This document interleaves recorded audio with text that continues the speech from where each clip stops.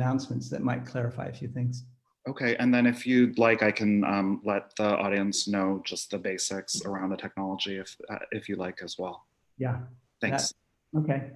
Call to order, the Coast Municipal Advisory Council, July 15th, 2020.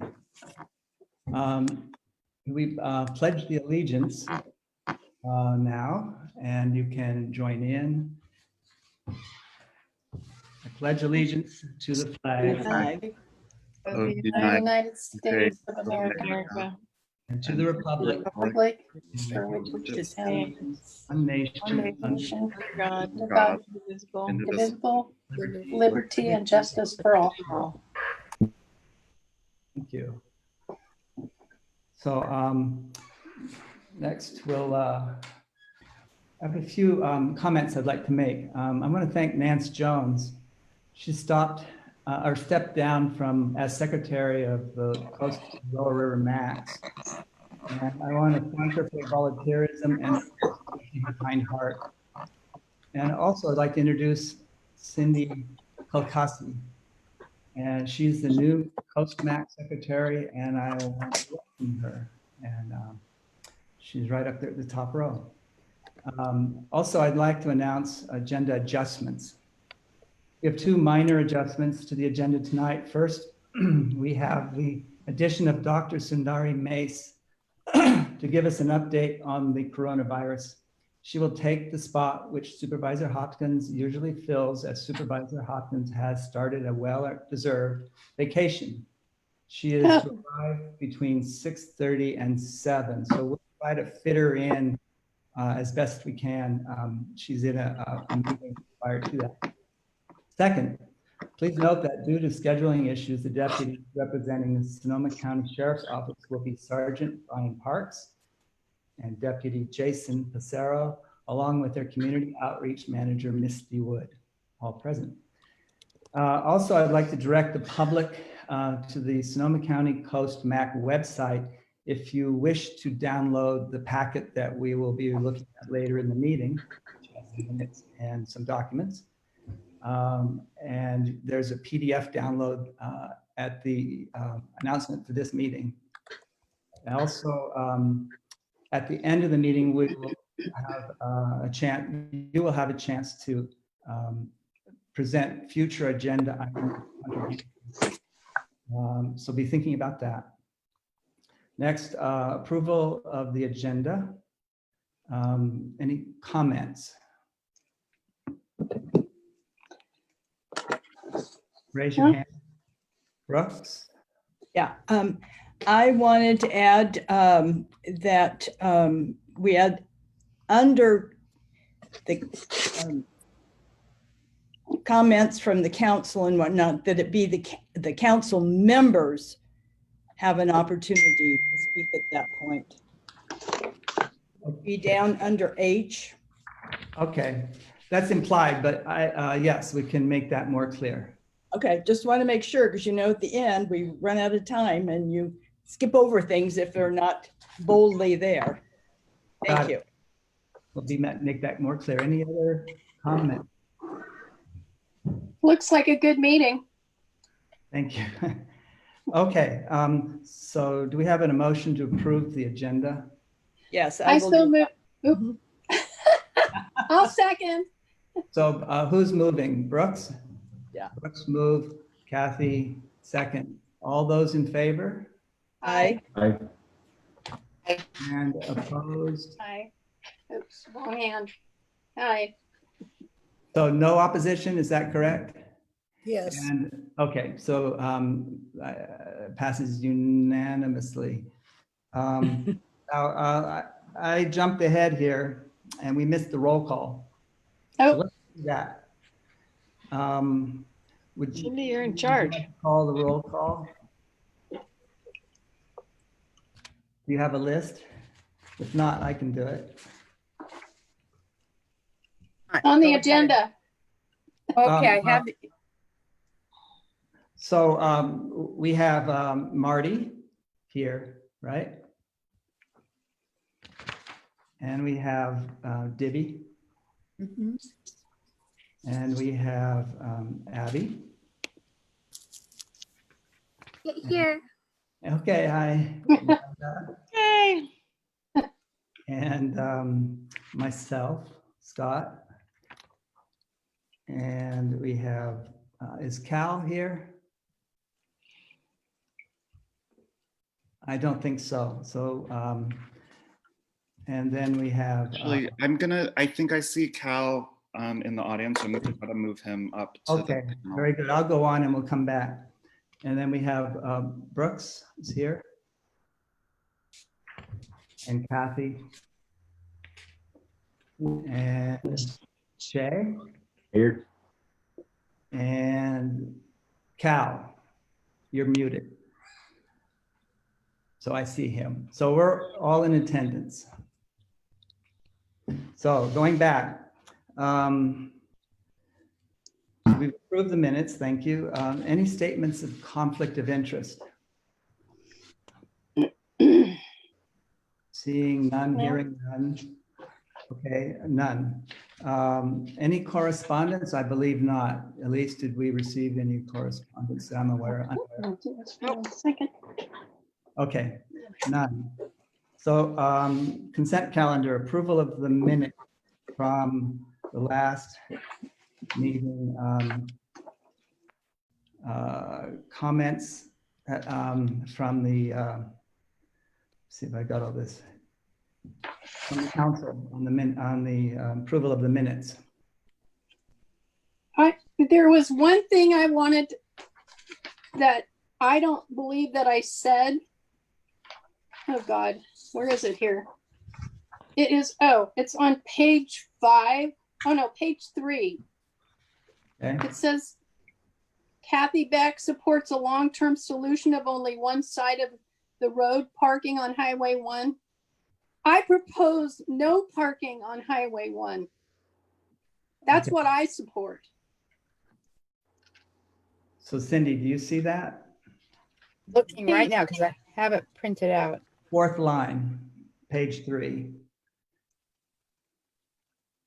Oh, I see it. Thank you. So we make that correction. I will make it. Thank Okay. you. Anyone else? Brooks?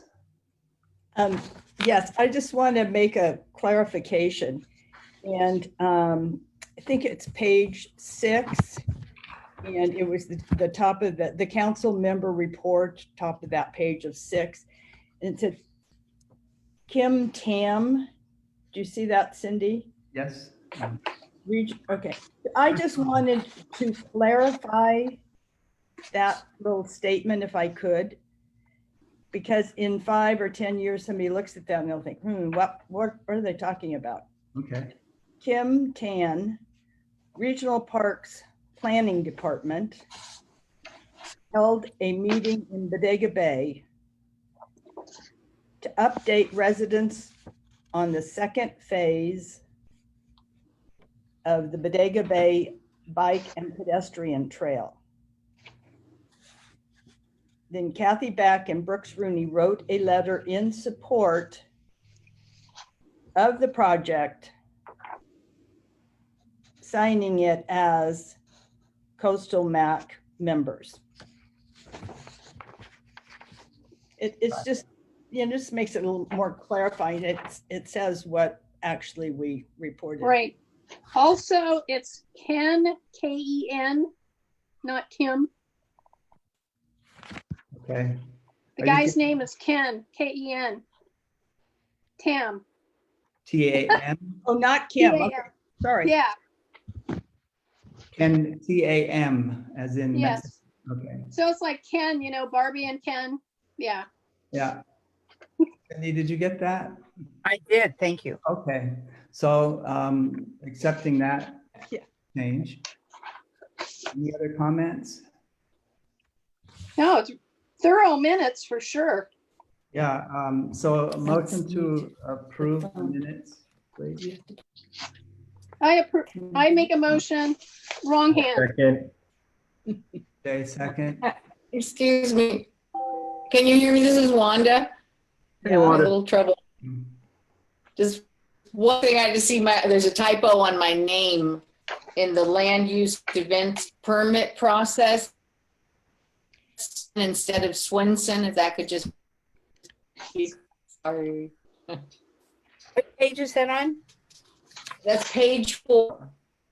Oh, I see it. It says Sorensen. Okay. Right. All right. Thank you. You spelled Kathy right. Finally, it's the first meeting. I've So had we this have a before motion on too. the floor to approve. And Given I'm sorry, who seconded that, Scott? Jay, Who did? Take us all. motion, Jay seconded. Oh, thank you, Jay. That's all right, Cindy. Thank you.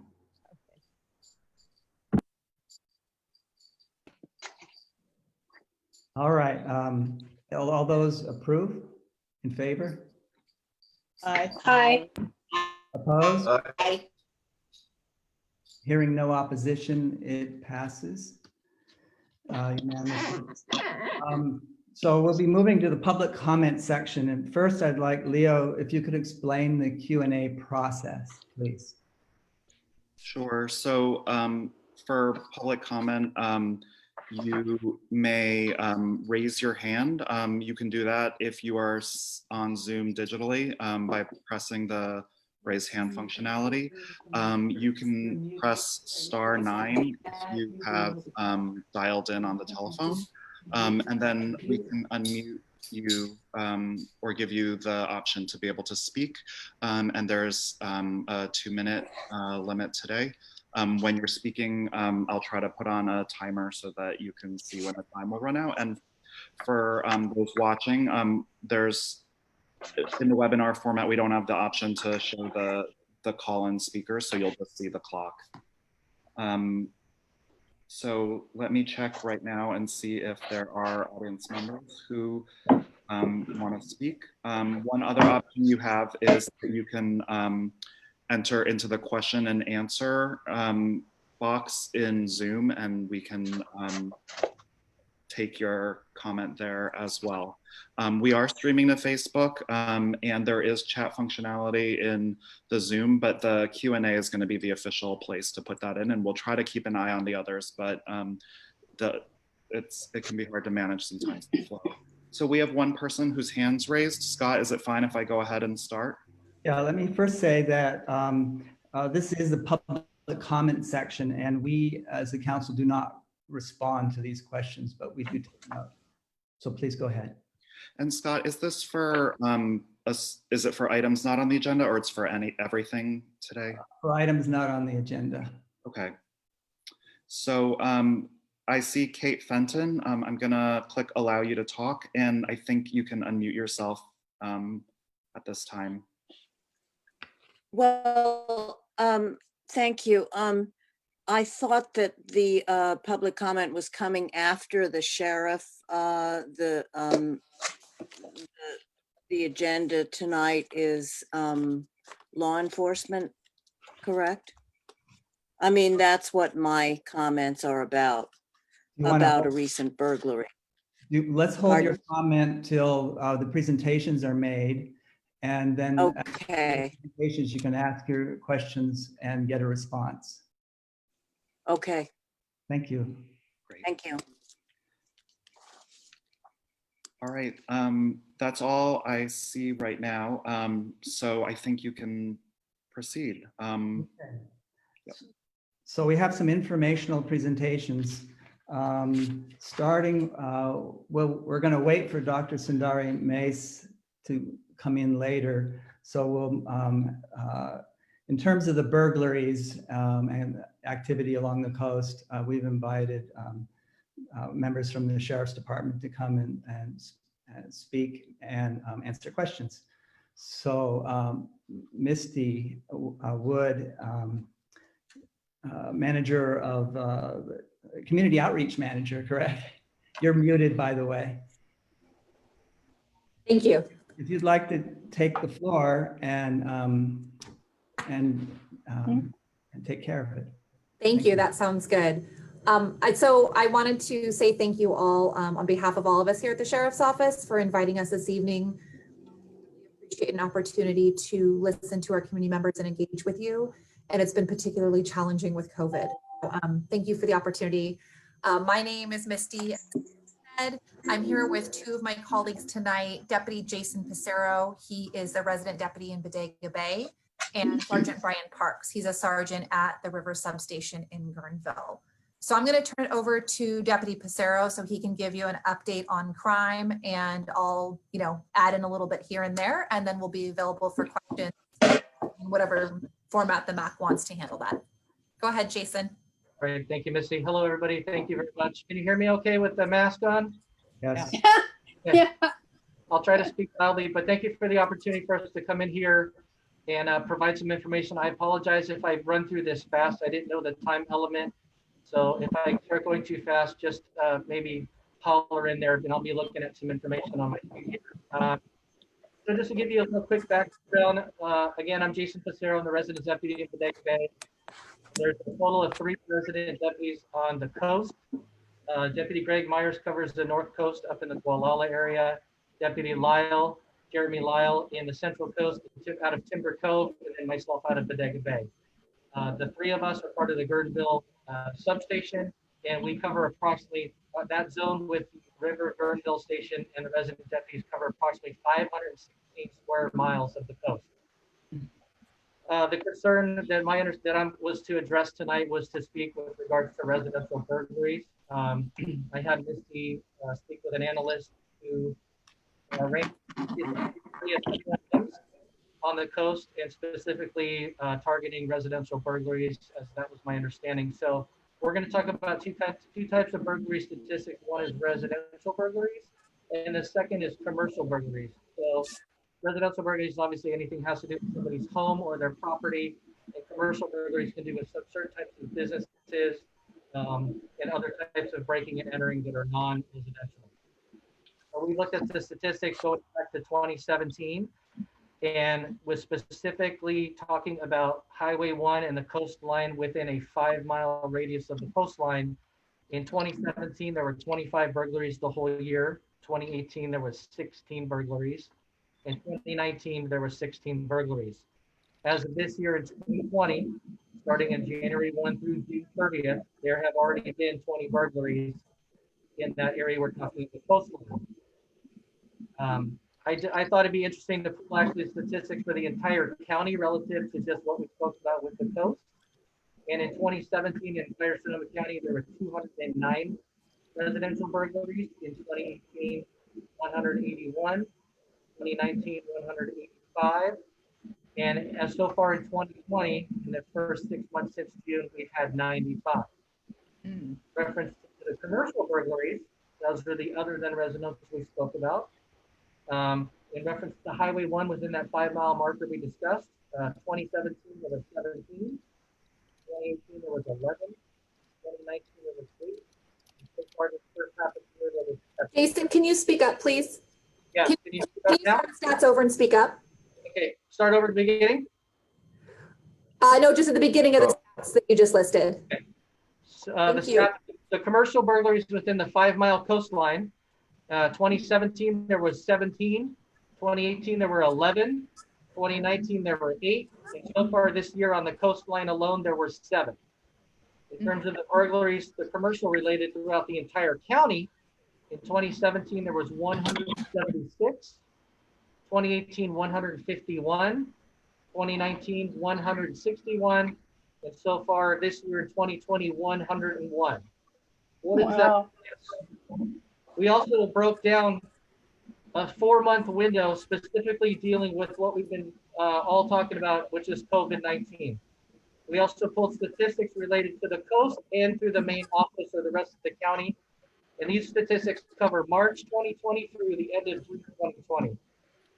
So along the coastline in that 5-mile corridor along Highway 1, in that 4-month window during COVID, of the 20 we talked about, there have been 13 alone during the COVID time period.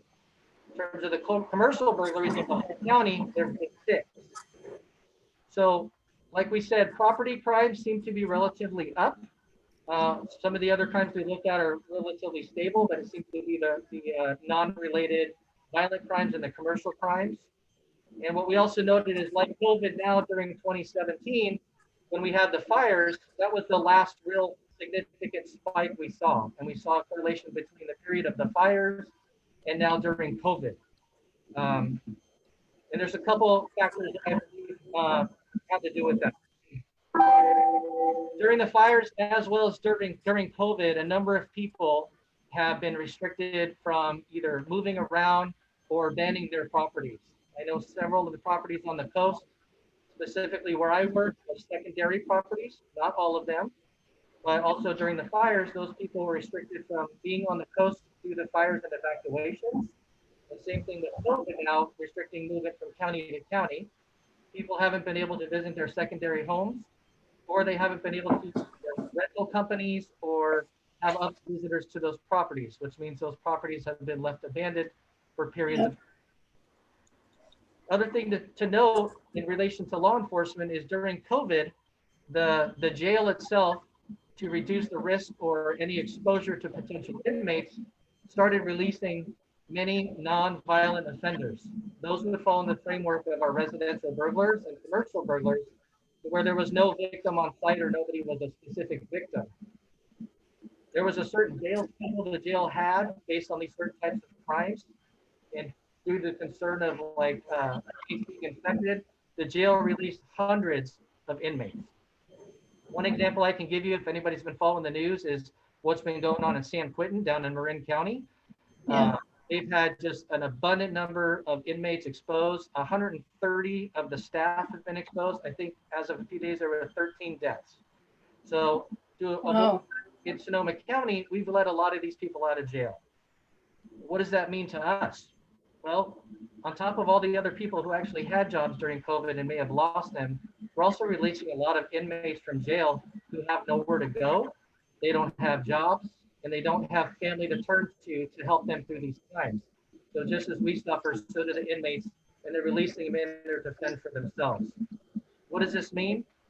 Property crimes go up when we see the jail population being released, as these people are going to find ways to provide for themselves by stealing items that they could trade for food, drugs, or whatever they need to sustain their life. People ask us some things, we noted there's some problems, but here's some things that we wanted to talk about as how you guys can help us at the Sheriff's Office, specifically as coast deputies. One of the downsides of living remotely in an area such as the coast or on the coastline is the response time. This is just one of the downsides we see as opposed to living in mainstream Santa Rosa. I'm going to turn this over briefly to Misty so she can have make some comments about that specific topic. Thanks, Jason.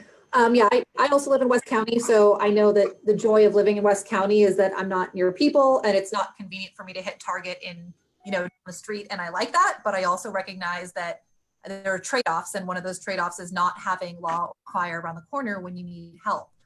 So one thing that can be really helpful is setting up a neighborhood watch group. This is a way to organize yourselves to identify suspicious activity and report it. And we train you on that. So even during, weird times like right now, we can do Zoom neighborhood watch to help get you organized, help train you.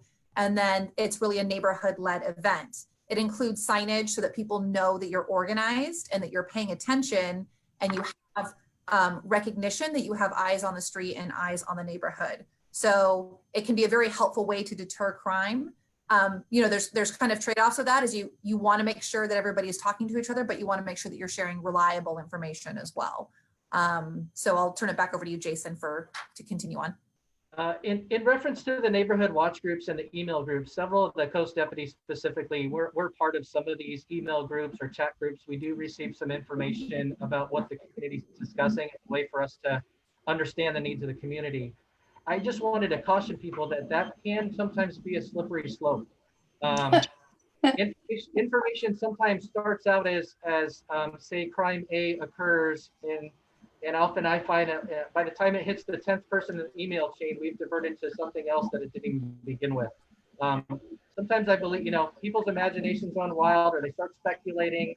And I just want information to stay accurate, and reaching through the deputies to find out what's going on. And we will often tell people what's occurring, but I just want to be sure that people don't start spreading rumors and start just creating and putting information out there that's not accurate.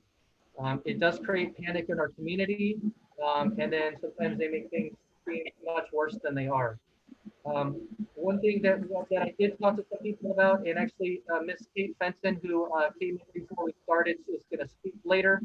I talked to Kate. She was a recent victim of a residential burglary.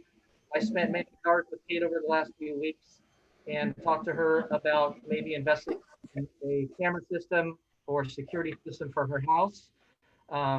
And so I'll let Kate talk about that, her experience with myself in that process. But sometimes the only evidence we're going to have is something that you guys can do for yourselves, such as the blink camera systems or some type of security system for your house. Any of the deputies can come to your house and examine your property and give you ideas if we live there where we would set cameras up. And on something as simple as somebody kicking in your front door, breaking a window and grabbing items, that happens in sometimes under a minute or two. People don't spend 15 or 20 minutes in a house. And if you have camera systems in the house, this is a great tool that allows us to give us some kind of leads that we can utilize. And I'm going to have Missy address, turn it back to Missy again to address those things first.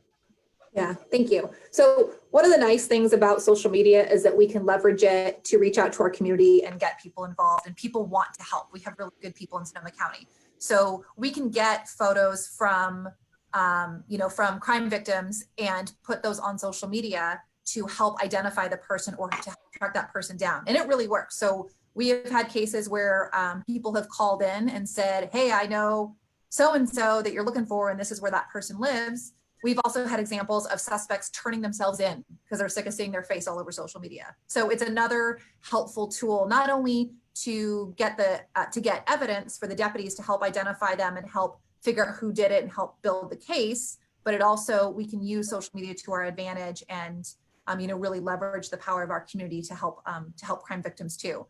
My only word of caution on social media is next door. Kind of building on what Jason said is, if you're going to put the information out there, it can be helpful, but make sure it's accurate and make sure that you're just cautious about what you're reading and considering the source and making sure that it's reliable information that you're reading. Because we will sometimes have people go to next door saying this happened and this happened and this happened, but we don't necessarily know.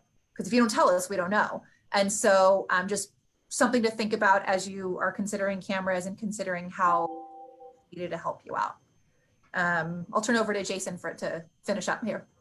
Okay, just one more thing, just talking about reporting of information for us. The 3 Coast deputies have been assigned and our task is to be heavily inundated in our community with our members. We provide a personal service to the community and we're available nearly 24/7. A lot of the information that the Coast people give to us actually comes directly to us and not through our dispatch.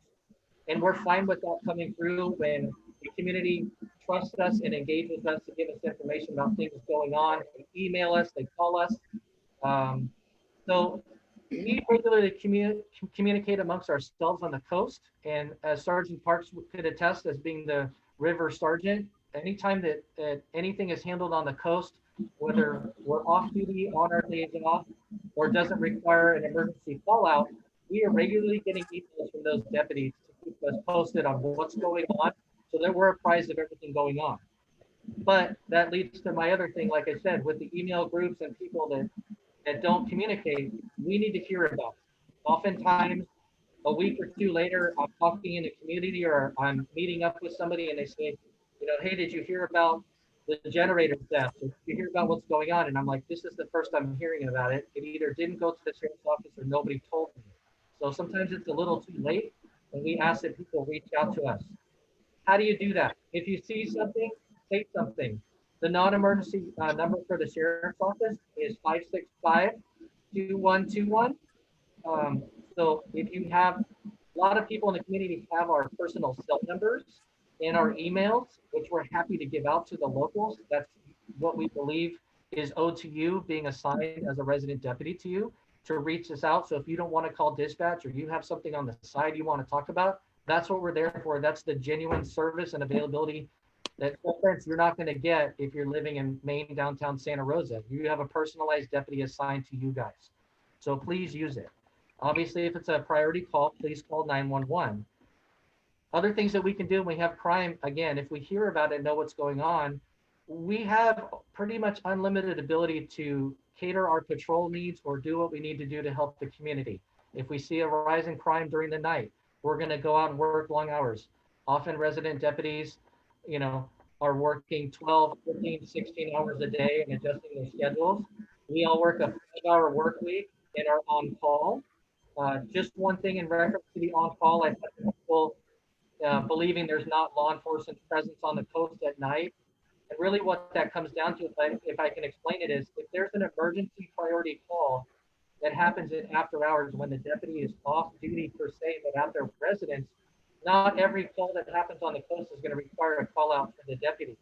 That's going to fall on the on-duty watch sergeant or person who's supervising the shift, such as Sergeant Parks, to say, hey, we have this crime, do you want to call the resident deputy? Okay. So there are times that you will get a response from the Birdville substation or other areas that it may not require or allow us to be called out to be available.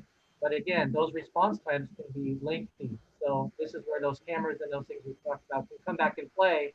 If a crime happens and somebody's gone, you could really be your best benefit to yourself. Okay.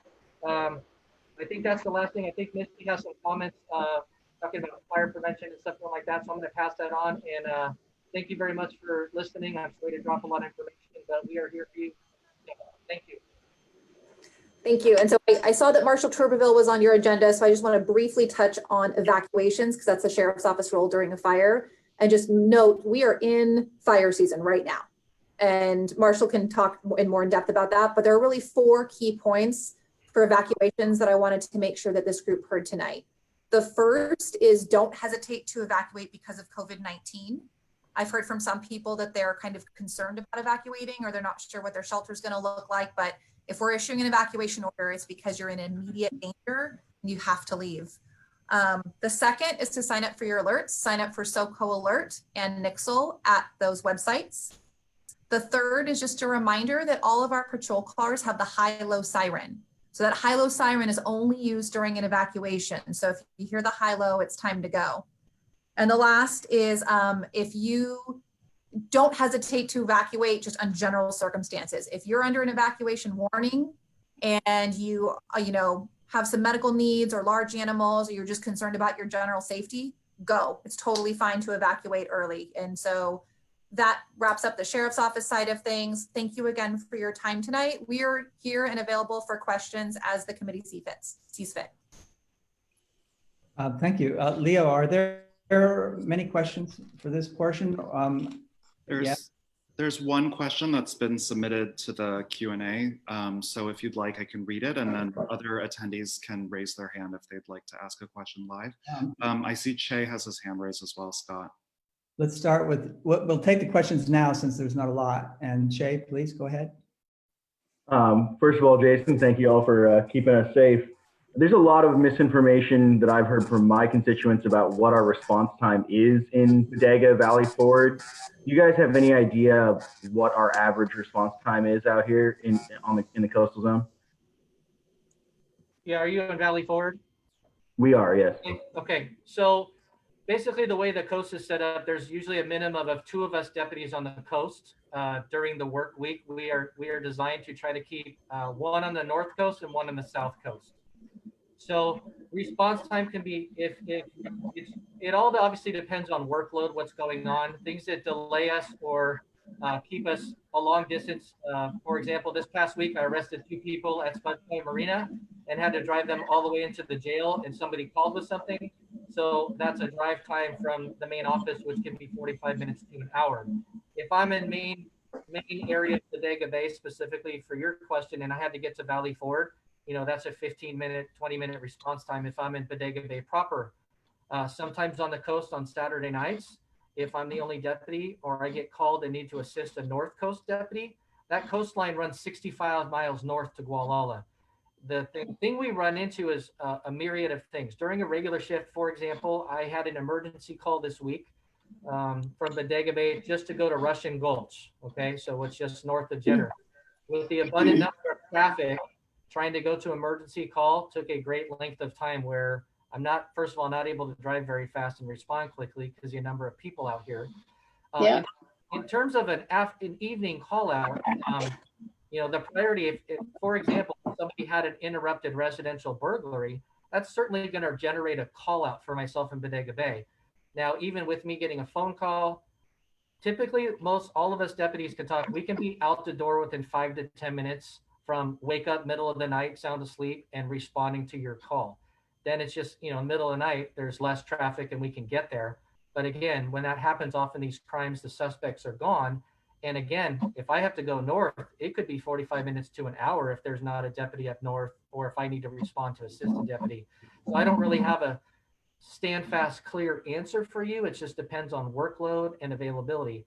So again, when we talk about reporting things and giving information, the most accurate information. So if we're not investigating something that's kind of not really accurate or not really takes a lot of our time away, then we want to be centrally located. We try to be out in our vehicles on patrol so we can minimize that downtime. I don't know if that answers your question, but it's a hard one to answer. Absolutely, Jason, and definitely appreciate it. And then the other piece that we're interested in is in the time of COVID, obviously we're seeing a lot more folks that are coming out to our community. And I know that there's, it's difficult to get more funding and more presence, but obviously our folks want to see that as we have such an overwhelming amount of folks that are coming out on the weekend. Is there any, extra presence of deputies coming out to the coast? Is that even in the cards? So we have that availability. What gets difficult for us, or at least I'd speak specifically for Bodega Bay. I can talk for Deputy Lau on the North Coast, but Bodega Bay gets overwhelmed in general with the general community and visitors. What I find is it's a fine line because a lot of the issues we had related to the overwhelming crowds falls onto state parks property. Although we work with state parks and highway patrol, some of those decisions that the county makes versus the state level, such as closing state parking lots but allowing the beaches open, is a big one, and it lets those crowds pour into the neighborhoods and creates problems for the neighborhoods. So working amongst those other agencies and whatnot, there is more of a presence. I've had time. When things were really bad, I had the Marine units come down and assist us. When I talked to Sergeant Parks, if we get overwhelming crowds, we can pull deputies from the river substation, but also understand that when things get crowded and the beaches get crowded, the river area becomes overrun as well. So we run out of water. So we try to be as present as possible, but in terms of numbers, that would be above my pay grade. I can just address, we all know there's a million people out there, but is it going to allow us to bring extra bodies in there, and what's the cost? I couldn't tell you that. Well, thank you for your time, Deputy. Really appreciate it. Kathy. I just want to make a comment just for you that don't live here. I live just a hair over 2 miles from the post office. I live at Salmon Creek Beach. My neighbor took his grandkids to the hot dog stand on Sunday. It took him 45 minutes to go from the hot dog stand 2 miles away and get back home. That's how bad the traffic is.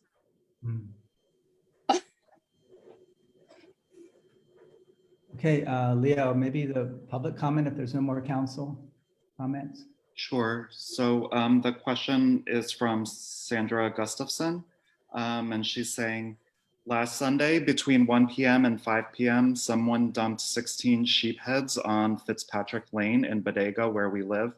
It was very disturbing and attracted local dogs. Does anyone have any idea who may be responsible? Oh, God. No. Any response or knowledge of this? Or I don't have any information on that. I don't know, Deputy Pissarro, if you know anything about it, but this is the first. I received calls for that, and I did talk to Fish and Game when I was out the other day and forward them photos and whatnot, but I don't know what their response is to that in terms of a criminal aspect. So I haven't heard back from them. I'm actually on my days off. I haven't heard a response. I'll try to follow up with that when I get back to work at the end of the week. okay, thank you. Is that it for comments, Leo? No, there's one hand raised. Kate Fenton is back with the question that she was asking earlier. Is it fine if I go ahead and allow her to talk? Yes. I just had a few comments about Okay. Yes. About my burglary, I'll just read them. On the morning of June 12th, the day after my 73rd birthday, my home was burglarized for the second time since I've lived here on the outskirts of Jenner. The door was kicked in, drawers and cabinets ransacked, and the jewelry chest with my last few remaining heirlooms gone, as well as some family silver pieces. Some jewelry was found on the road. Oh, whoops. Oh, I can't read my, Oh, I'm sorry. with the Okay. clock on, I can't read my Okay. notes. There you Thank go. you. Sorry. Great. And some jewelry was found on the road. Deputy Pissarro came. He was great, took photos, told me that the phone would be turned in and a warrant, an in-house warrant obtained to unlock it and fingerprints obtained, though as of a week ago, the crime unit still hadn't processed it because more serious crimes had occurred. Various items were spotted by the state parks ranger who saw my social media post. A blanket used to wrap stuff was thrown on the side of the road and then seen on a transient coming out of the Russian House restaurant where individuals go for food. My jewelry chest was found by the side of the road by a neighbor.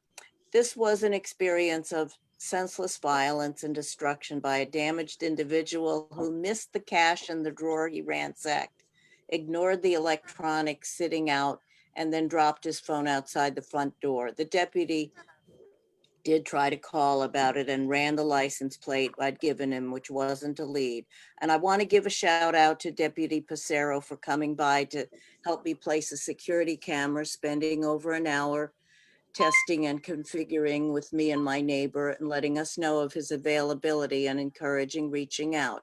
It was heartening that Deputy Pissarro was aware of my case. He's a hardworking and dedicated sheriff, willing to engage, and the pandemic has most likely required his presence in Bodega Bay, but we in Jenner are feeling unsafe in this now commercialized town of vacation rentals and second homes. During the early stages of the pandemic, the flagrant violations of shelter in place and vacation rental operation with no enforcement or consequences, the county talking about opening slowly while a deluge was already taking place, Hey, and then you're the over assault on time. my If you would home. please wrap up. Just Yeah, go ahead and say your with, last comments. yeah, I am wrapping up. And then the assault on my home with news of other coastal burglaries made me regret living here for the first time in 45 years. We deserve to feel safe with enough law enforcement officers in place, possibly a mini substation in Jenner on the weekends in the summer. Thank you. Sorry, Kate, that happened. Thank you. Leo, are any comments, or is that self-explanatory? I think that there's no other questions for the sheriff or on this topic. Okay. So thank you, Sergeant Parks, Deputy Pissarro, and Community Outreach Manager Misty Wood for coming. You're welcome to stick around. We're going to we have Marshall Turbeville here, and there may be some overlap. Marshall is, correct me if I'm wrong, but Geyserville Fire Chief, Cal Fire Battalion Chief, and President of the Board of Directors of Pole Mountain Lookout. Marshall's here for two topics. One is to discuss the Pole Mountain Lookout, and second, to be present to answer questions and concerns about the upcoming fire season, to bring us into the fold of what's expected. Marshall, thank you for coming, and the floor is yours. Yeah, thank you. Can you hear me and see my PowerPoint as well? Both. Okay, great. So I'm going to talk about Pole Mountain. I know you got Dr. Mace coming on at 6:30. So if you need me to take a break for the Cal Fire update, I think that's less important. So I'll talk about Pole Mountain Lookout. We'll watch for her. Okay. So first off, Pole Mountain Lookout, it's unique as far as I understand in the whole state. It's privately funded. It's not funded by CAL FIRE. It's funded through community donations, and its board, which I'm lucky enough to serve as the president of, is comprised of local residents, of which I think a couple are on the call tonight. And so that's the current Pole Mountain board. Just that photo right there, that's the current Pole Mountain Lookout as of a couple years ago. And you can tell just by looking at it, we try to keep the paint up, but the wind up there is pretty strong. So you see the window coverings, which also serve as shade, they're bent. And it's been pretty weathered over the years. So 1981, the lookout was moved from Red Oak, north of Cazadero, all by residents, over to Pole Mountain. And right there and wearing the jeans is Richard. He was one of the last human lookouts, actually a person in the lookout. The lookout was unstaffed in the summer of 2018, following the catastrophic fires of 2017. And as you see on the sign there, it's community funded and operated, established in 1981. What the lookout does, and this is the view, it's a winter view, but this is showing Bodega looking, out over Highway 116 all the way down the coast, and you can kind of see Point Reyes there in the distance, believe it or not. And on some days you can see the Farallon Islands. It provides a great view. It's 2,000 feet, as many of you know, a great view for the coast. And the coast is an area where cell phone coverage is not as reliable as other parts of the county or state.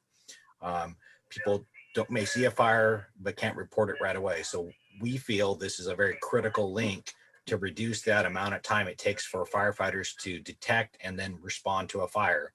And sometimes we get fires with an unconfirmed location, or it's somewhere west, or hopefully not west of Highway 1, but somewhere east of Highway 1, but west of King Ridge Road. So it's this lookout, when it's staffed with a person, can provide some additional information about, is the smoke building? Where's the smoke drifting? Where's the fire at? Is there more than one fire? It's a tremendous resource.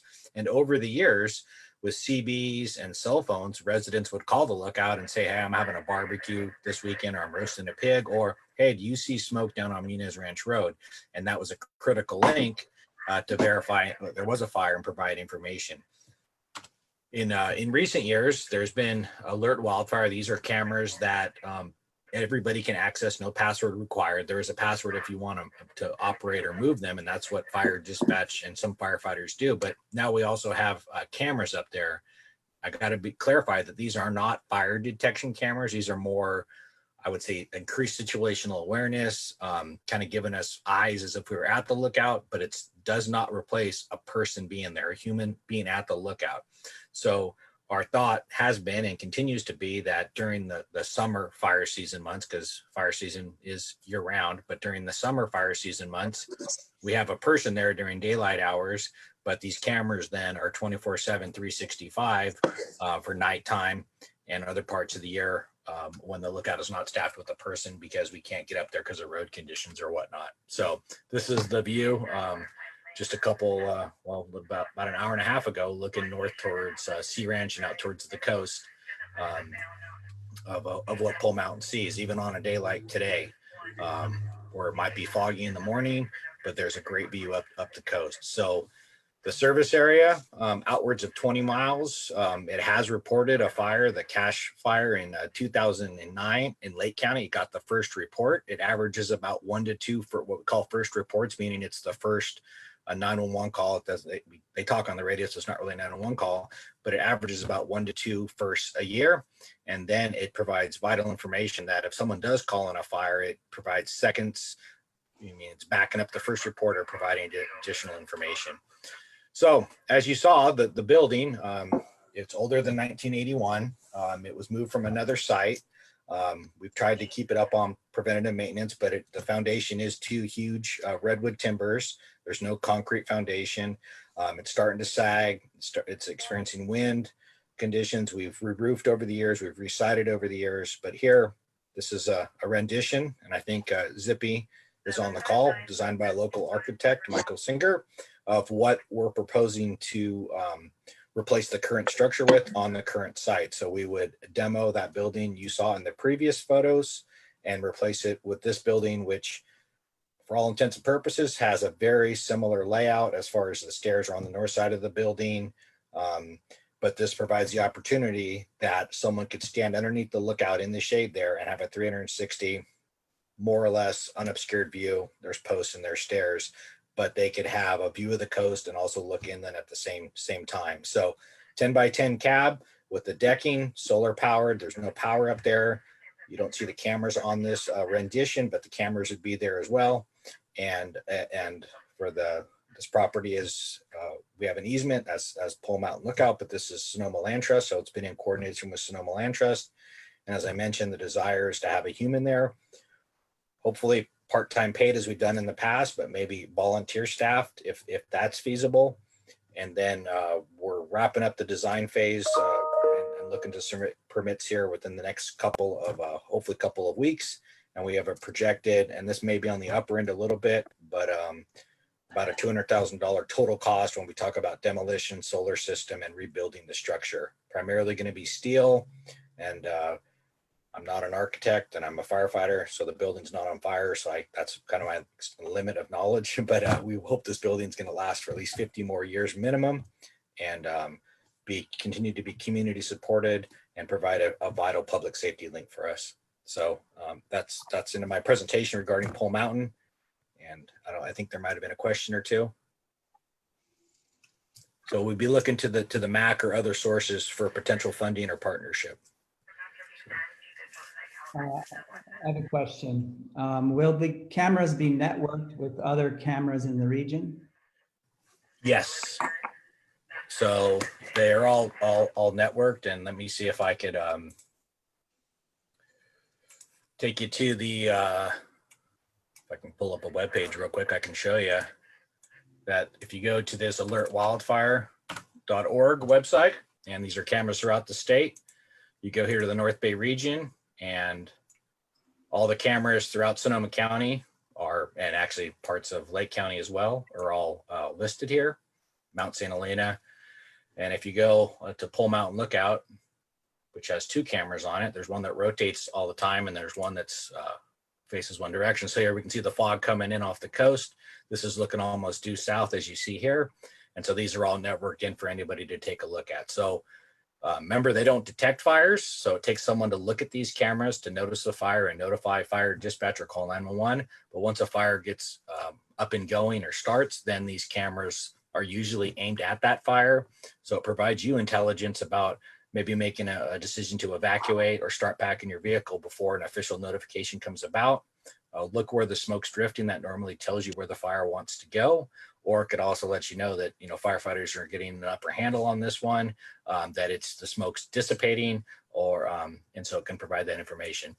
The risk is when that camera gets turned towards the fire, there's a whole other spectrum or array around the lookout and not being covered then because the camera's focused on the fire. So that's where the second camera at Pole Mountain or having a human there would then keep their eyes on the area not burning, which is also important. So does that hopefully answers your question, Scott? Yes, absolutely. So everybody has access to this, alertwildfire.org. And they're throughout the state. So if I zoom out, you could see, if we wanted to watch the fire going on right now, down in a San Benito, Fresno Kings, it's on the Joaquin camera. Well, you can't see it too well, but it's burning down there, 12,000 acres or so. Any other questions from the council? I see this is, it's obvious that this is an important facet of our early response, which seems to be what's so critical in fires in our region. And I really hope that the community turns out to support this. And historically, we did the pancake breakfast in the spring, and then a letter campaign fundraising drive, and that essentially we were operating on $20,000 a year. We haven't done the fundraising other than for specific purposes such as insurance and design. I believe now for two to 3 years. So, how would somebody donate? There's our Facebook page, website, and I could take you there, but or reach out to me. You have my contact information, right, Scott? Just have them contact me, or reach out to one of the board members if they know one of the board members. Okay, so they go to the Pole Mountain Lookout website, and is there some information about donating there?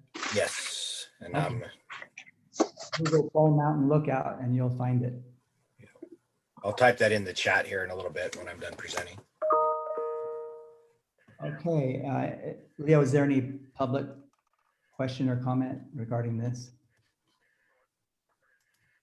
I thought there was somebody who raised his or her hand, but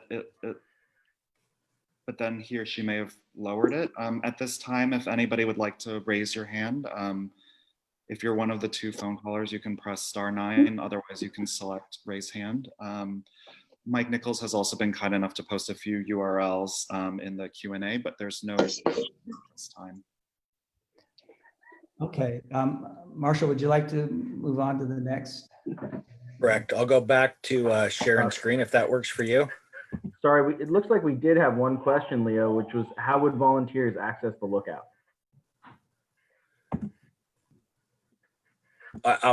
So historically, the lookout volunteers were allowed to drive to the summit or park just below the summit and hike the remainder of it up. So they were basically would drive to the lookout to volunteer. They obviously could hike as well, but they drove to the lookout to volunteer, and it was essentially a 8 to 10 hour shift from roughly 9:30, 10 o'clock in the morning, ideally till 30 minutes before sunset, which that would be a very long day, right around June and July. So we capped it at about a 10-hour day, obviously shorter in the fall and into winter, but that was the volunteer day, or the paid shift day was roughly 8 to 10 hours. From mid-June till in our longer than normal fire seasons of recent years, it was all the way till the end of basically daylight savings, the end of October. But historically, it was roughly July 1st to middle September. You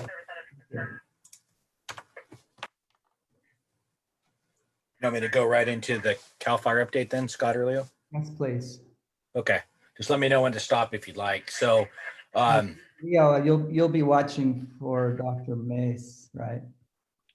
I am. Dr. Mace, if you're one of the phone callers, if you're that 707 number, please press *9 and I can move you to a panelist, but I will keep an eye out. At this point, I think you can proceed and I'll keep an eye out. Okay.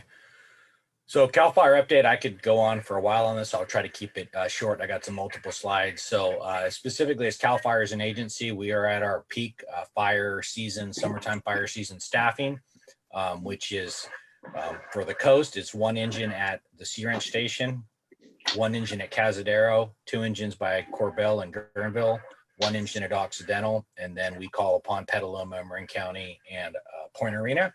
That's just at the state level. There's also all the local fire protection districts: North Sonoma Coast, Timber Cove, Fort Ross, Cazadero, Sonoma County Fire District, Bodega Bay, Occidental, Camp Meeker. It all should appear, just like you see all these engines stacked up right here. These are not all CAL FIRE engines. It should appear that we're one organization, even though we're technically all differently funded, volunteer paid. When we come together, it's go time. We're all on the same team. So aircraft are the same as always out of the Sonoma County Airport. 2 S2s and what's called the Air Attack. We have currently the Huey helicopter. I'm sure you've heard Senator McGuire and the governor talk about the Blackhawk. You won't see that here locally probably till the fall, and it won't be one of the first copters to go into what's called be night qualified, so it won't fly at night. Henry One's a great local resource. They fly at night and they also do firefighting mission. So that's our current staffing. I think more important probably is the fire season potential. And just so you notice here, these photos in the background are reef campground photos from prescribed burn that we did on July 1st and July 3rd, roughly about 90 acres. So really the CAL FIRE update specific to fire season 2020 is contingent upon these 3 variables that we look at as fuels, weather, and topography. And it's kind of like, where did we leave last year off? Well, Kincaid Fire, October 23rd, 2019, October, a very, very dry year. And that's what we saw on the campfire in 2018, November 8th. By coincidence, there's also the fire on Bohan Dillon Road on that same day under the smoke from the campfire. So we're seeing are, I remember when I first started with CDF, I was a seasonal firefighter. I'd be laid off by mid-September, and because it had already started to rain with, with some consequence that it was diminishing the wildfire potential. Well, now we're not getting those same type of rain events. And so October 8th of 2017, October 23rd of 2019, November 8th of 2018, we are, we're seeing the vegetation dried out all summer long, all fall. And then we start getting our wind events and things are dry. So that's how we ended 2019. We as firefighters can look at graphs such as this, and it looks really scientific, called the burning index from January 1st to December. And you can see we know when the Tubbs fire started, what indice that was, and it was above the 97 percentile. So these are 3% events that we're seeing: Tubbs, Kincaid, and then the second wind event, third wind event associated with the Kincaid. So we know when these days are happening. As always, fire prevention is key. Let's stop the fire. Public safety power shutoffs, which I can give you a quick synopsis on that. They're most likely going to be more frequent, hopefully of shorter duration and smaller geographic area as PG&E kind of refines their system and puts more isolation, being able to shut down a limited area. So in 2019, we go into February. I was trying to do some prescribed burning in February. We started to see some escape burn piles in February. Well, we set records for heat in Santa Rosa and not much rain. So it was kind of already getting scary as far as are we going to have an early fire season? And just in general, this red coloring of the state shows you in a percentage that we're just below average going in. And we are actually technically kind of in a drought, low level drought consideration at this time. Here's a graph showing our February rains.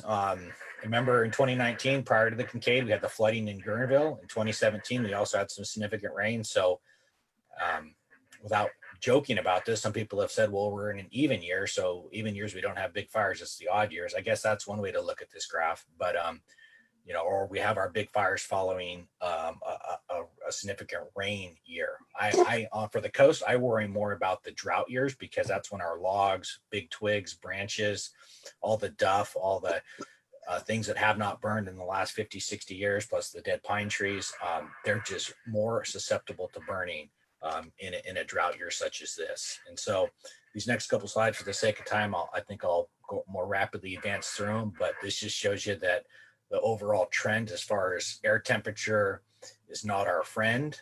Santa Rosa Airport plus 2.2 degrees Fahrenheit, less rainfall. The overall climate change is not our friend going into summer. So more graphs, more science. And this just supports that our fire season, which would be normally historically, this gray line is our average. And this maybe be our average season from roughly August 1st to September, October 1st. And it kind of peak out right around here. These values are the highest values ever. And you can see the blue line being the current year. We're a good 2 weeks, if not a month, ahead of where we normally would be. So this is the early fire season coupled with the late fire season, just opening up the additional months or weeks of a potential fire season or bad fire. This graph over here is a little different to read because this shows what's called our dead fuel moisture, our big logs. We call it an 1,000-hour fuel. They're 3 to 8 inches in diameter, but you can see they're drying out, and they're drying below average, but not the most extreme, but it's still putting us a week, a month ahead of where we would normally be. So that's what's kind of setting us up. And then you see stuff like this. This is our CAL FIRE, Forest Service, all the federal land management agencies. We operate under a big coordination center called NorthOps, and this is Northern Operations for California out of Redding. There's also a Southern Operations in Riverside, and this controls a lot of our regional movement and deployment of resources at the state and federal level as we work together as state and federal agencies. And it's showing that, and they have a predictive service unit there, which is weather personnel that also are very well aware of fire potential. And they put out graphs such as this showing July and August. We're basically in a normal significant fire potential. So we are going to have fires, but from the point of view of being significant, doesn't mean we're not going to have them. It just shows us in a normal. But then as we go into September, October, we're in an above normal. And I get my El Nino and La Nina backwards, but what I'm hearing is the rain events are going to go to the north of us as we go into our fall. And so there's no expectation we're going to get meaningful rains in September, October, and then we're most likely going to get our wind events. So pay attention to what's called the red flag warning and the fire weather watch. Normally, other than a couple of weeks ago, we did not have a fire weather watch preceding a red flag warning, but normally a fire weather watch comes out, and you see here 18 to 96 hours preceding the event versus a red flag. And so here's what some of the National Weather Service graphics look like.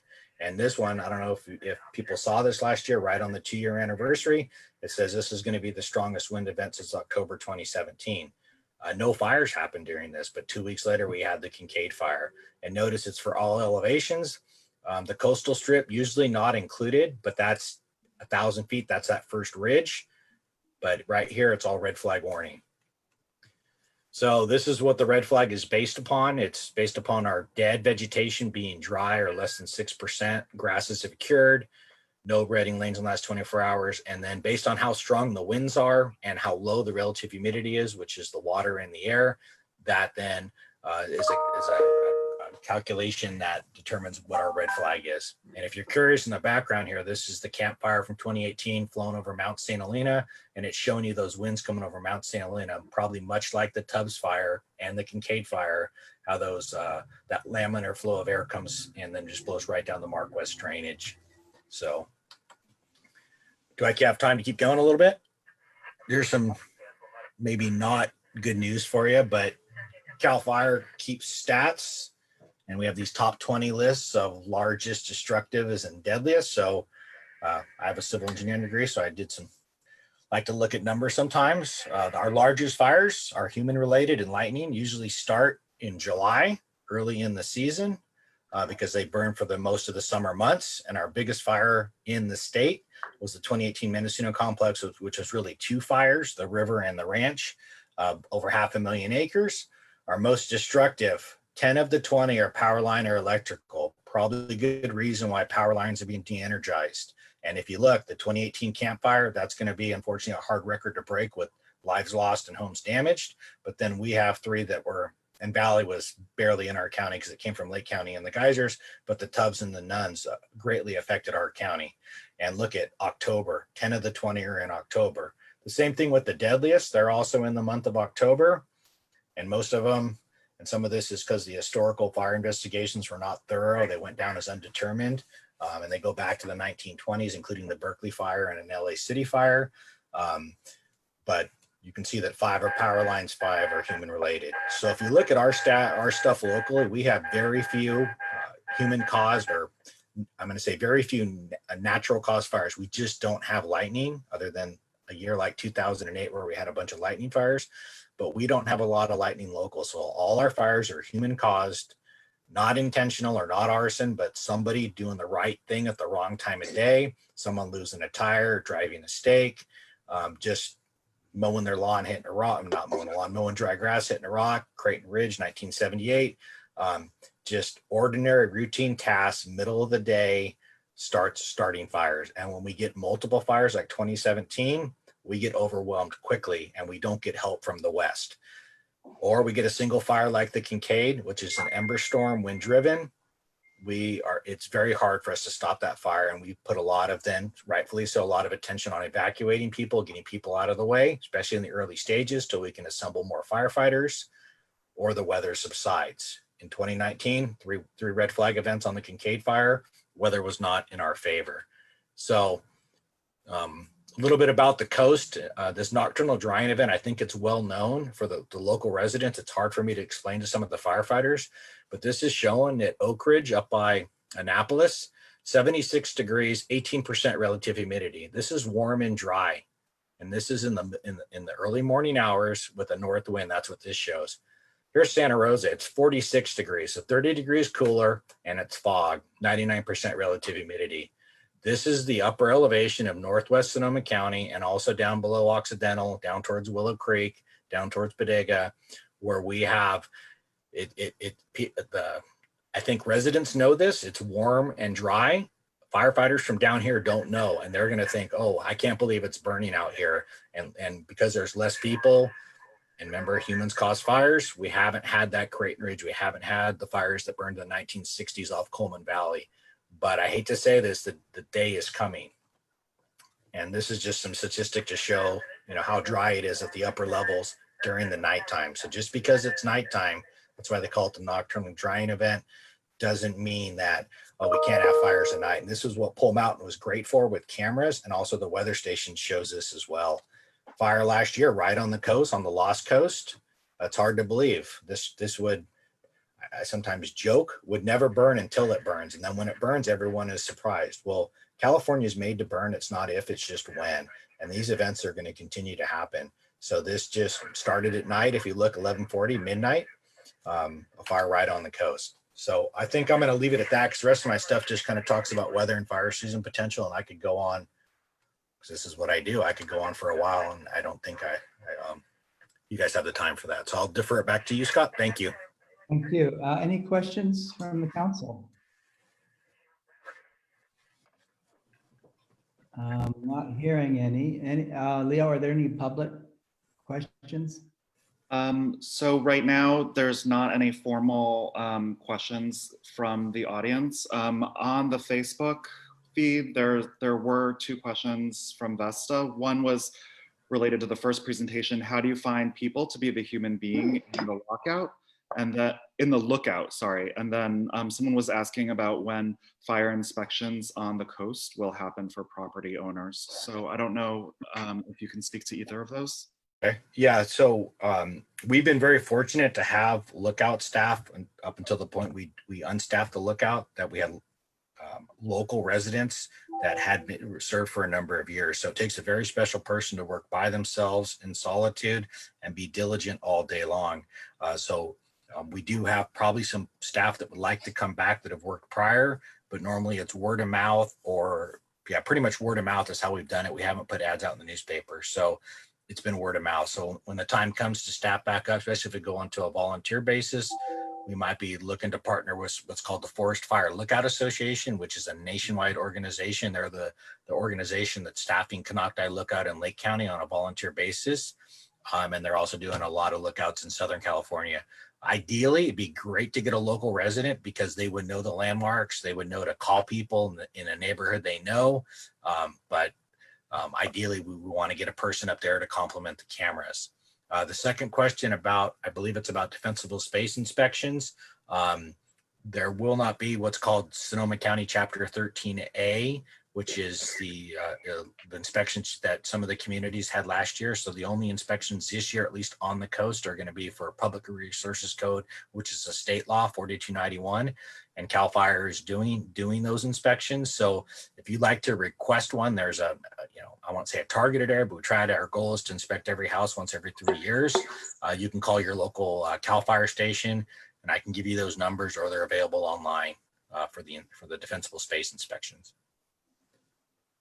Okay, recent fires this season that are large enough to bring in large crews, what have you learned about the COVID overlay in those circumstances, and is that changing the strategy? Yes, so we have day-to-day local protocols. It's somewhat hard because we sleep, eat, everything at the same station together. So our direction is we're wearing masks all the time, that we cannot maintain 6 feet. And I just end up wearing mine all the time. And we're doing thorough cleanings. What we've seen on the fire a couple weeks ago in Santa Clara, and now the large fire that's the mineral fire down in Fresno Kings, is when we assemble 1,000+ firefighters. There was a near miss on the Santa Clara fire, where one firefighter did have it. So we're trying to take extra precautions, and we're doing stuff that's kind of untraditional, as far as we're not eating in the masses like we were doing last year in the Kincaid fire at the Sonoma County Fairgrounds. So it's kind of grab a bag lunch, eat with the people that are staffing the fire engine with you. There's no coming together for group, what we call operational briefings. It's listen to the radio. They'll give it to you on a radio, listen to your radio. But the big protocols is mask, separation, and keeping everything as clean as possible. Last weekend, 2 Mendocino CAL FIRE stations were closed because CAL FIRE firefighters, one CAL FIRE firefighter came to work with COVID-19, didn't know it. And there were 6 positives tests resulting from that, and potentially exposed, I believe, 22 employees, of which 6 were positive. So it's definitely going to be a problem. And another, and it was talked about with the resident deputy, was the San Quentin issue. That's happening now. A lot of, or many, or all of the CAL FIRE hand crews are inmates, state of California inmates. And there is that, they were basically, I believe 47 of roughly 200, so 25% of our hand crews were shut down for 2 weeks quarantined because there was a positive COVID-19 case. So it is having a toll, I would say, on, it's definitely a concern. It is having a toll on our resource availability. And I'm hearing incidental word that right now I'm hearing that maybe Santa Barbara, Ventura County is not letting their firefighters leave the county because there's COVID-19 in the firefighter ranks. So it is definitely something that is going to come into play more and more as we see fires escalate to the point that we're calling firefighters from outside the area to come help us. So. Okay, thanks. I think Dr. Mays might be. Yeah, Dr. Mays. So I think that what you're seeing is that you're probably a panel. Actually, I think she may be calling me. Let me see if I can sort through this. Hello, this is Leo. Thank you, Marshall. I cannot hear you on the Zoom. Do you know how you're signed in? Because you're probably signed in as an attendee, and I may be able to. Do you know? Sure. So if you tell me how your name is displaying, I can promote you to a panelist.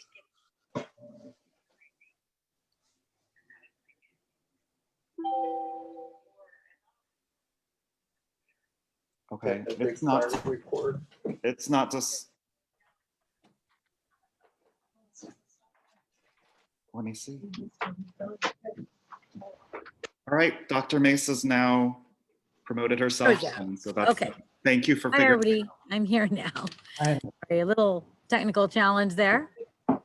Thank you for joining us. And I just the floor up to you to talk about the current state and what we can expect. I really leave that up to you to present.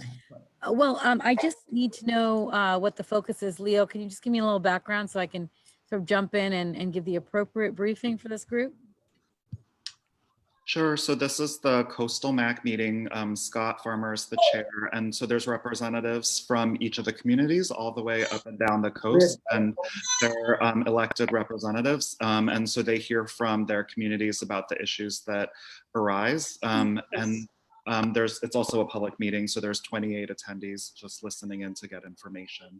So it's not, I mean, I think there's a slight land use focus for the group as well as community issues. So I think a general presentation would be fine.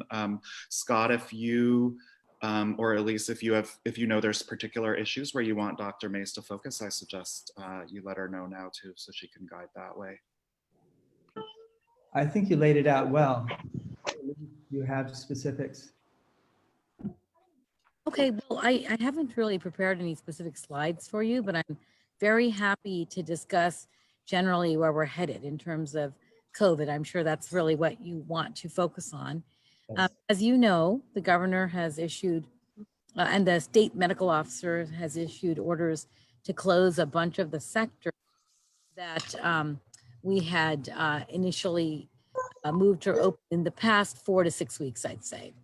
And to that end, we now have seen closure of the indoor settings because they're considered more high risk, such as indoor dining, indoor wineries and museums and family entertainment centers and movie theaters.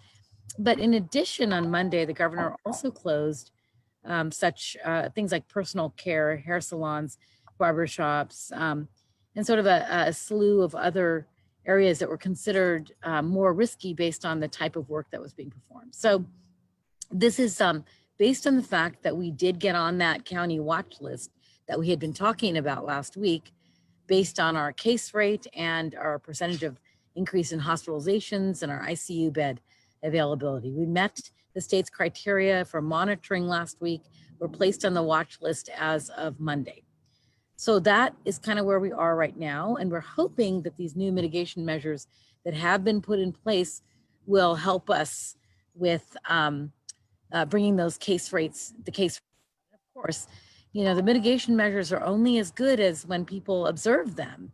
And I think what we're seeing is largely the majority of the community is absolutely on board and observing things like the facial coverings and observing the physical distancing, screening, making sure that when they're indoors, they are wearing the facial covering and general hygiene measures. But it doesn't take a great percentage of people not to do so to continue the spread and transmission of COVID. And we're seeing our big outbreaks, besides the skilled nursing facilities, which is a real challenge and is leading to increased hospitalizations. We're seeing our big increases in who've attended potentially mass gatherings or even just gatherings of non-household members. So even if they're getting together with. Oh, I think we lost her. Leah, you're muted. Her phone must have disconnected. Let's see if she can reconnect. Yeah.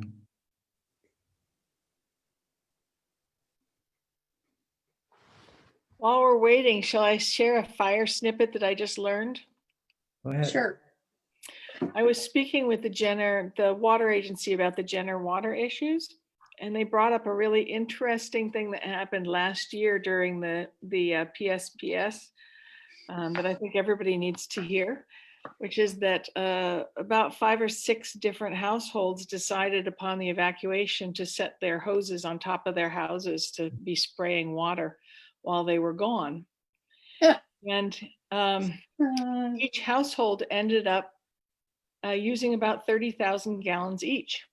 And your average water tank is 100,000 gallons. So all the water was dry out of 2 of 3 of Healdsburg's water towers before the PSPS ended and before any fire hit there. But the guy said this was incredibly scary to have dry water tanks in the middle of a power shutoff before a fire had even started. Had a fire come, the fire people would not have been able to access water. So it's a really important tale, because I know that I've talked to a couple of people who are like, oh yeah, I put my hose up. So no. Spread the word. I will be spreading the word. But if you guys are ever in any conversations about fire and fire preparedness, I think it's really important to bring up the concept that when you leave your house for a power shutoff, not to leave your hose running, because it takes away the water from the firefighters, and then not only will your house burn up, but all the rest of the houses will burn up as well. That was my little cautionary tale that I learned this week. Great. So Dr. Mace is coming back. She had to switch computers because her computer crashed out on her. So we should have her back shortly. So we can wait, or if there's any other stories or. I just had a quick question for Marshall until she comes back. What other, so I'm working with the Resource Conservation District right now for my property on fire fuel mitigation. Are there any other resources out there, Marshall, that you know of that large landholders can get a hold of for fire fuel mitigation? Can you hear me back? Okay. It's kind of tricky because there's CFIP and there's EQIP. Are you familiar with those two? I am. How I understand CFIP to be, that's through CAL FIRE. You can look at CAL FIRE's fire prevention program. And usually there's a lot of people that want to go for the funds. So when the funds are released, they get gobbled up quickly. Then there's EQIP, which is, I believe, through, I'm going to defer back to Dr. Mace, through the NCRF. Sorry. And that's the federal equivalent. But if you want to hit me offline, I'll give you more information. Thank you. So sorry about that. That's what happens when you take 10 Zoom meetings in one day. One device after another fails. And I can't be inside because you wouldn't be able to see me. It's so dark in there. So anyways, I'm back on my other device. As I was saying, I think there's hope moving forward, because let's just get a short closure. Let's see if we can get our county back on track in terms of the numbers of cases, get that case rate back down, try to avoid getting more hospitalizations. we're working really hard at the county to ensure that our skilled nursing facility patients are being appropriately managed, and we're trying to find a way to keep them from being infected and for transmission to stop in that setting, which is huge. Without that, we can't reopen. And then encouraging everybody to just adhere to our mitigation measures to the extent that possible. And the gatherings, we know that that's been an issue because several of our outbreaks are associated with Father's Day events or July 4th events or barbecues or some kind of even one religious ceremony, things like that. So I think we know where we need to focus. I think we, tried to reopen safely, and we'll try to get there again. So luckily, the state is guiding this, which is good because they know what they're seeing at the state level. And we are delving in to see what we see at the county level, but it's matching. I mean, they're starting with a risk-based approach of trying to shut down things that are riskier in terms of direct interpersonal contact. That's all the personal services and that group of activities. And then, of course, in terms of indoor versus outdoor events, and then numbers of people at one event. So that's kind of where we're going. We're still doing well with testing, I believe, even though testing has become a real issue for many of the counties. I think part of it is that the materials, it's again a shortage of testing kits and Quest Labs turnaround time. And these are challenges that are a little bit out of our ability to do anything about, but our lab itself still has good capacity. We still have the OptumServe, even if it is delayed. And we need to put the message out to folks that if they're symptomatic and sick, they need to go see their own doctors. Don't wait 2 weeks for an appointment with OptumServe. Better to go to your doctor and get a test quickly. We're contemplating reopening more testing through SHN8 and public health again, because to meet that need, that it looks like people aren't being able to get tested in a timely fashion. And of course, Quest Labs turnaround time has got to improve. So all these things we're working on. We've got contact tracers, 100 of them on the ground, trying to do the good work they do to identify people and get them quarantined and get the cases isolated. So, I think I see us moving forward here, even though it seems like we've moved backward. I see us moving forward.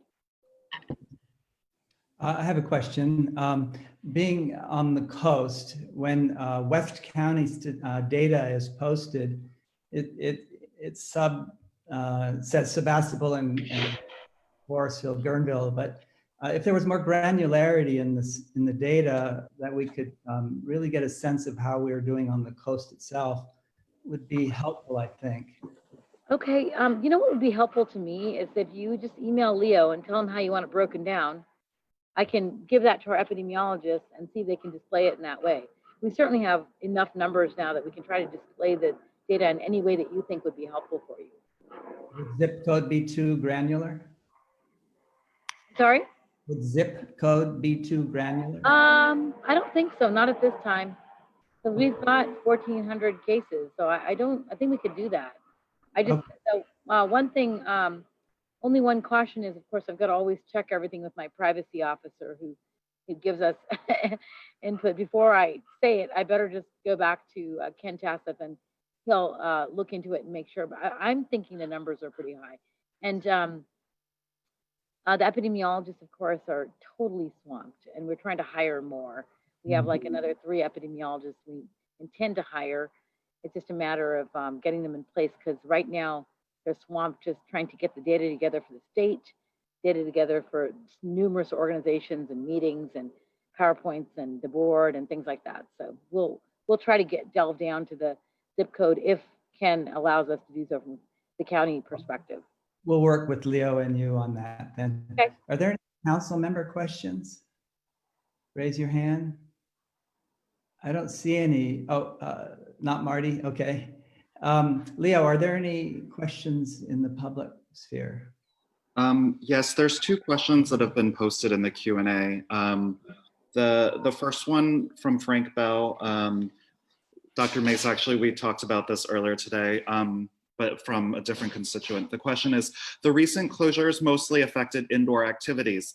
On the assumption closing those activities might not address the dramatic increase in cases, what might the next closures be? Is there any discussion about closing or reducing tourism and or another stay-at-home order?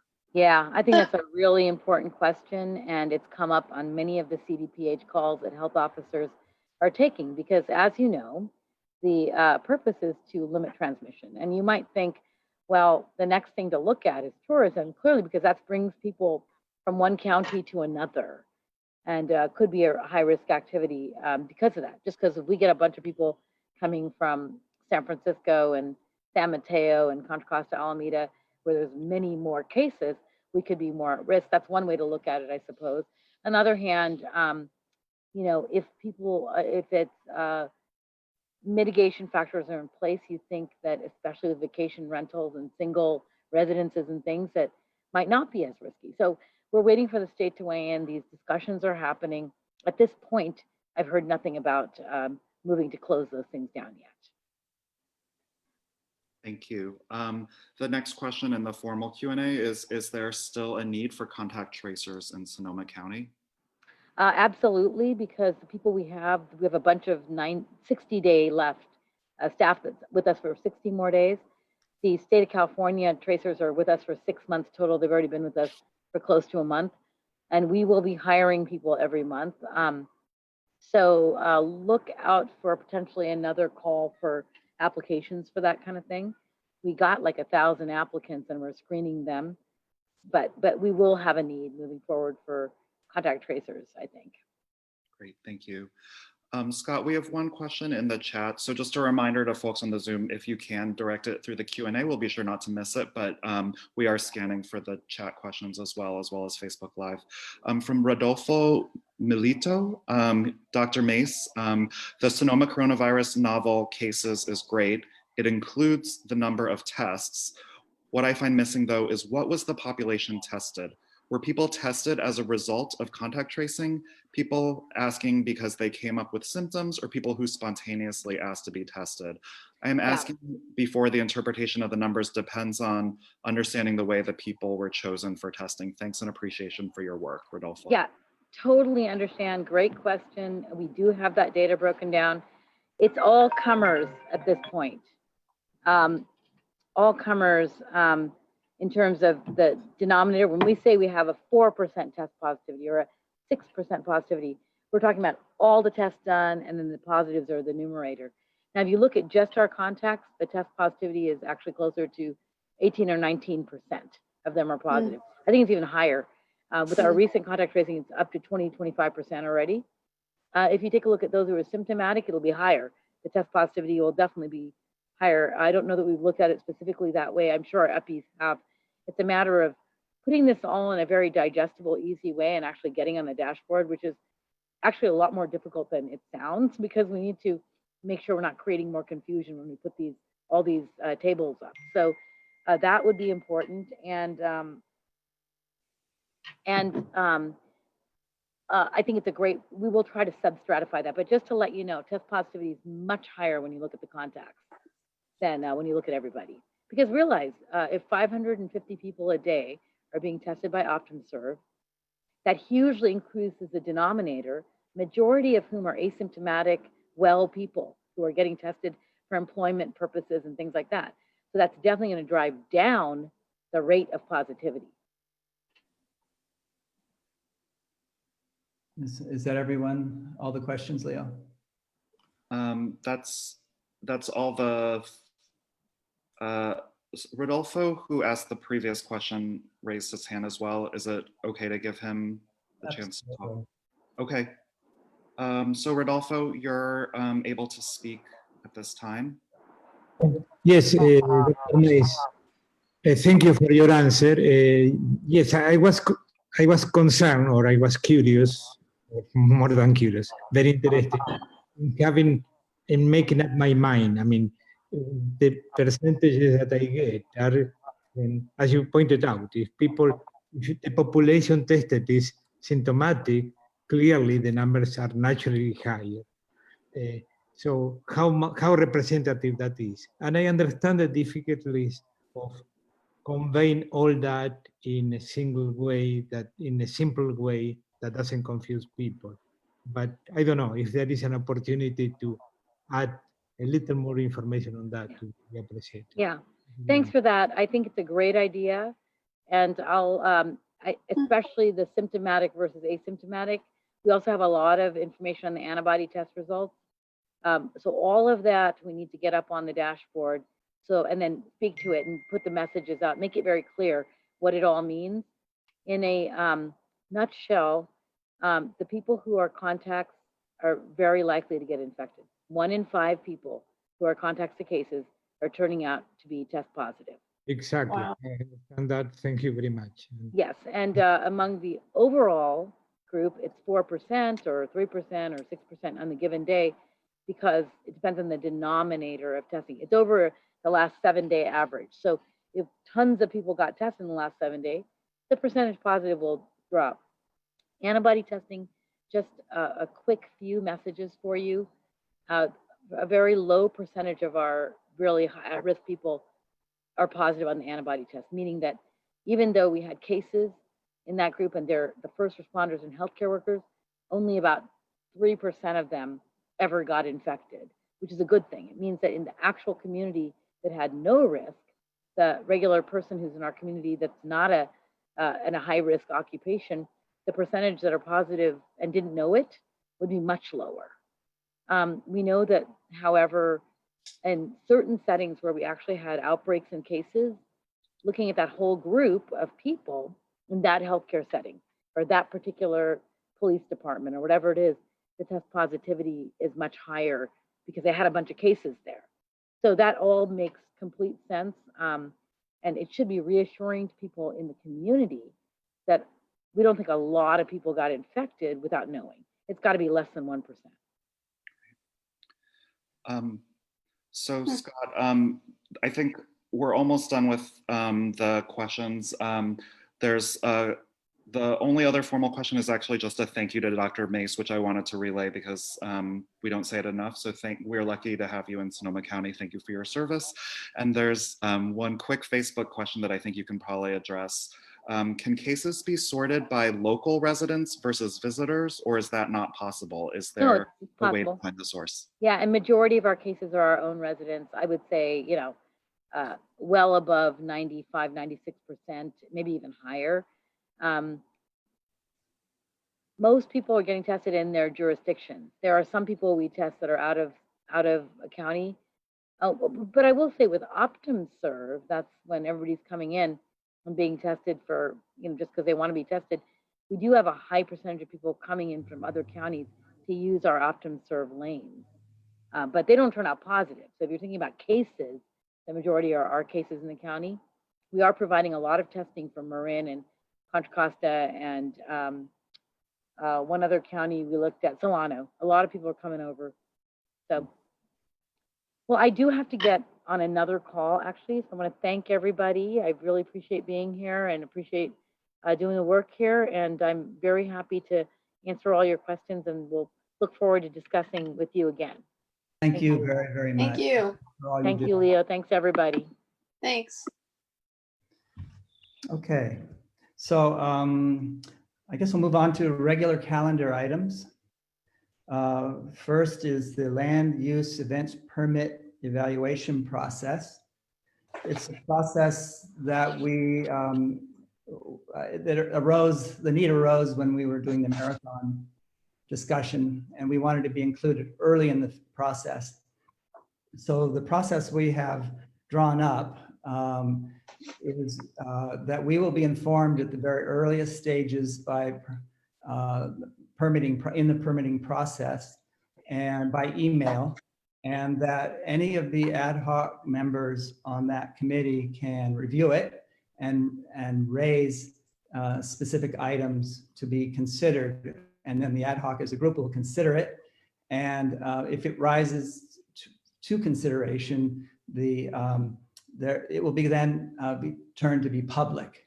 And it'll either be a special meeting or part of a general meeting, depending upon the turnaround time needed. We do not want to impede timing of a permit we want to be a part of the process, not an impediment.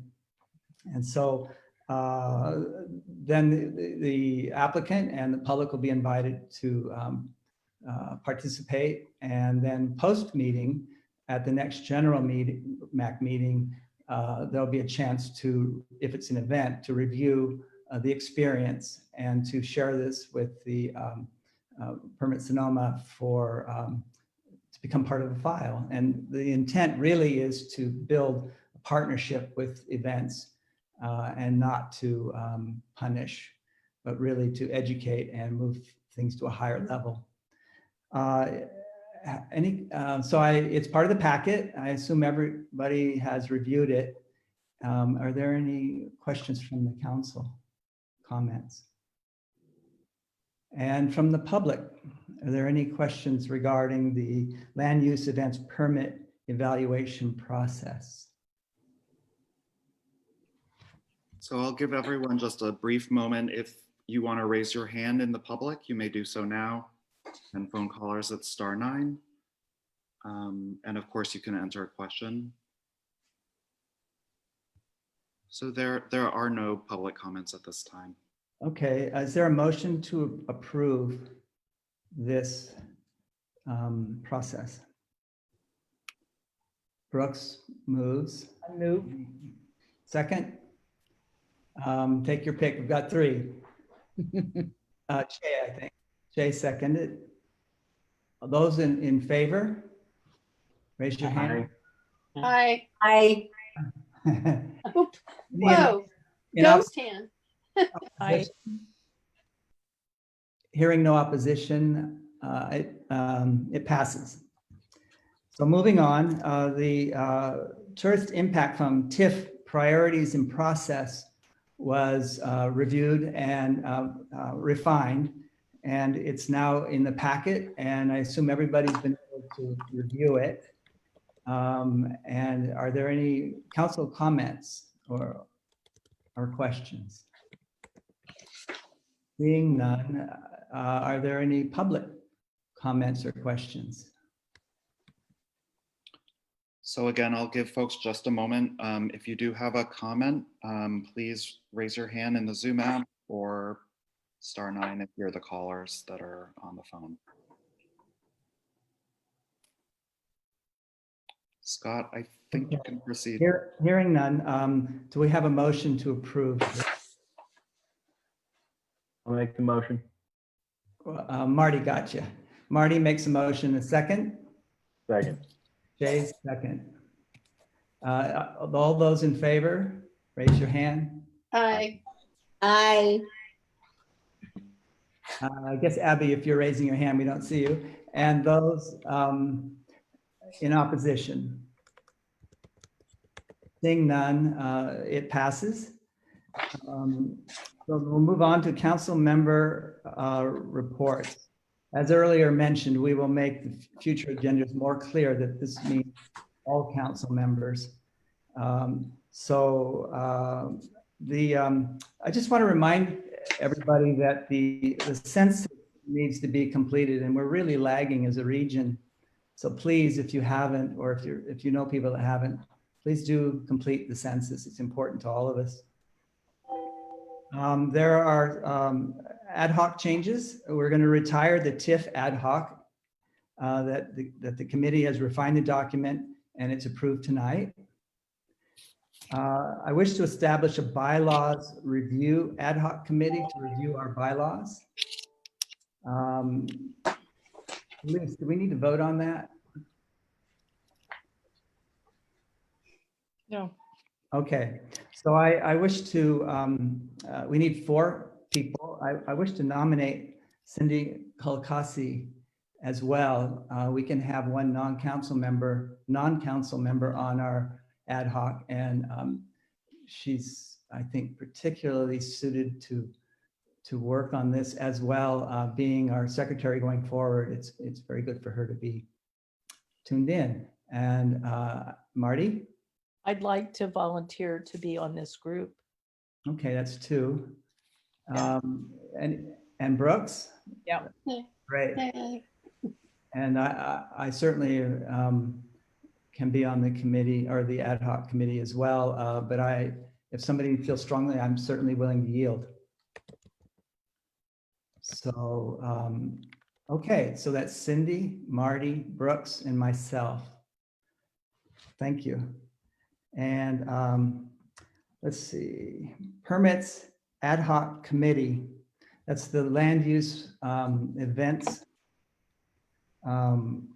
ad hoc. It's in the packet. Wait, We already did that. You already did that. Let's see, what am I doing? Okay. You're appointing the ad hoc for the land use committee. Yeah. So the ad hoc will now, since it's been refined and approved today, will monitor permit submissions from now on.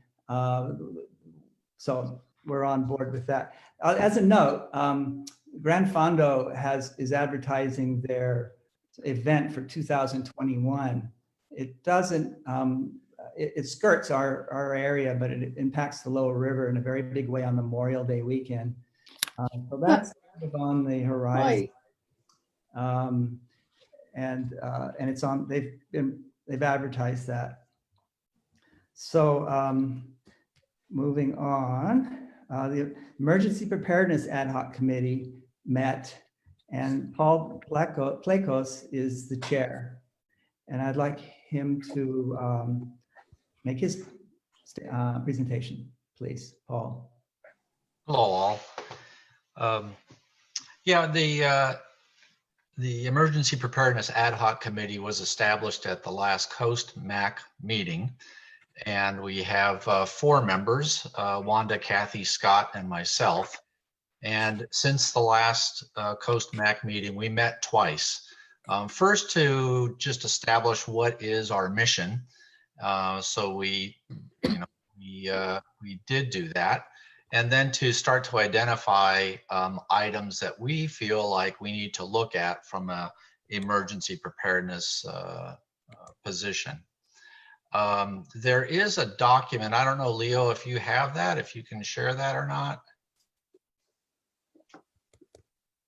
I believe we were going to give you the opportunity to share your screen, but we may be able to do it that way. Do you have it right there right now? I don't right now, but I can get it unless you have it right now. Elise, do you have it? I don't have it, so maybe let's just take a moment. I think I can share it. Let me. If you give me share capability. You do, yes. Right now it's open to all panels. Okay, let me just take a look. I have a hard copy. Yeah, me too. Let's see. I think this is it here. Okay. Great. So there you see it. And again, these here's our mission to identify issues that impact emergency preparedness in the coastal area of Sonoma District 5. Report such issues and possible county interventions to the Coast MAC. Also share emergency preparedness best practices, which are already in place within District 5 communities. And I'm sure we're going to find a number of best practices that would be wonderful to share within all the different communities. And then we broke down some issues into areas of greatest urgency, things to take a look at with some immediacy, and also longer term issues. These lists can definitely change. I'm sure they will change. And we're certainly open to any issues that you think that we need to address. Just to go through some of these issues very quickly, we'd like to look at fuel reduction issues, what's already in place, what's needed. This doesn't necessarily mean even private properties. It could be roadside fuel management.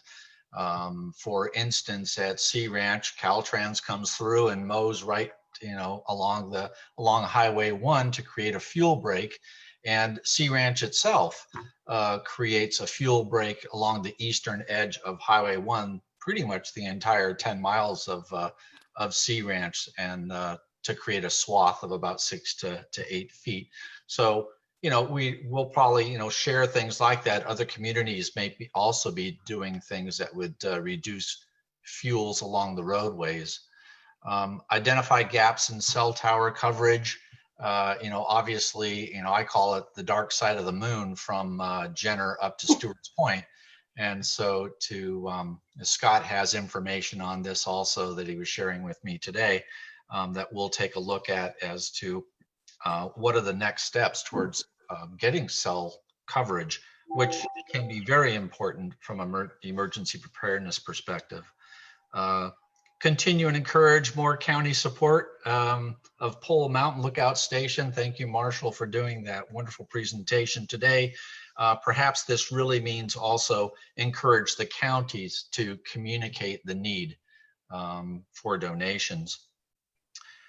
Regional parking policy and ordinance.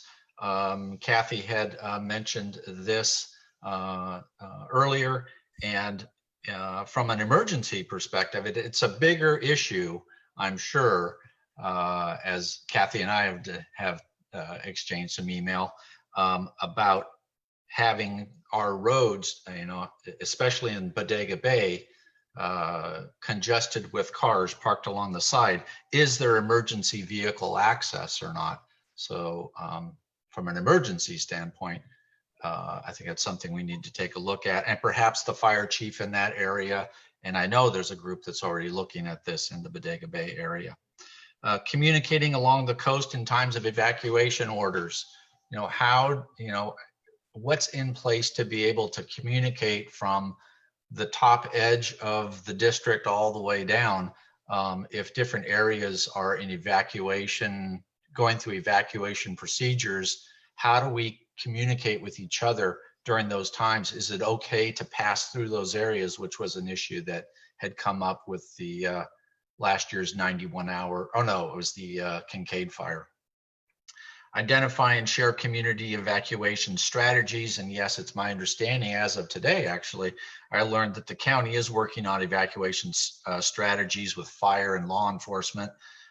They're developing maps, and the understanding is they're going to share that information with the community. Longer term issues, long-term prospects of community microgridding on the coast, defining and communicating changes in the current laws.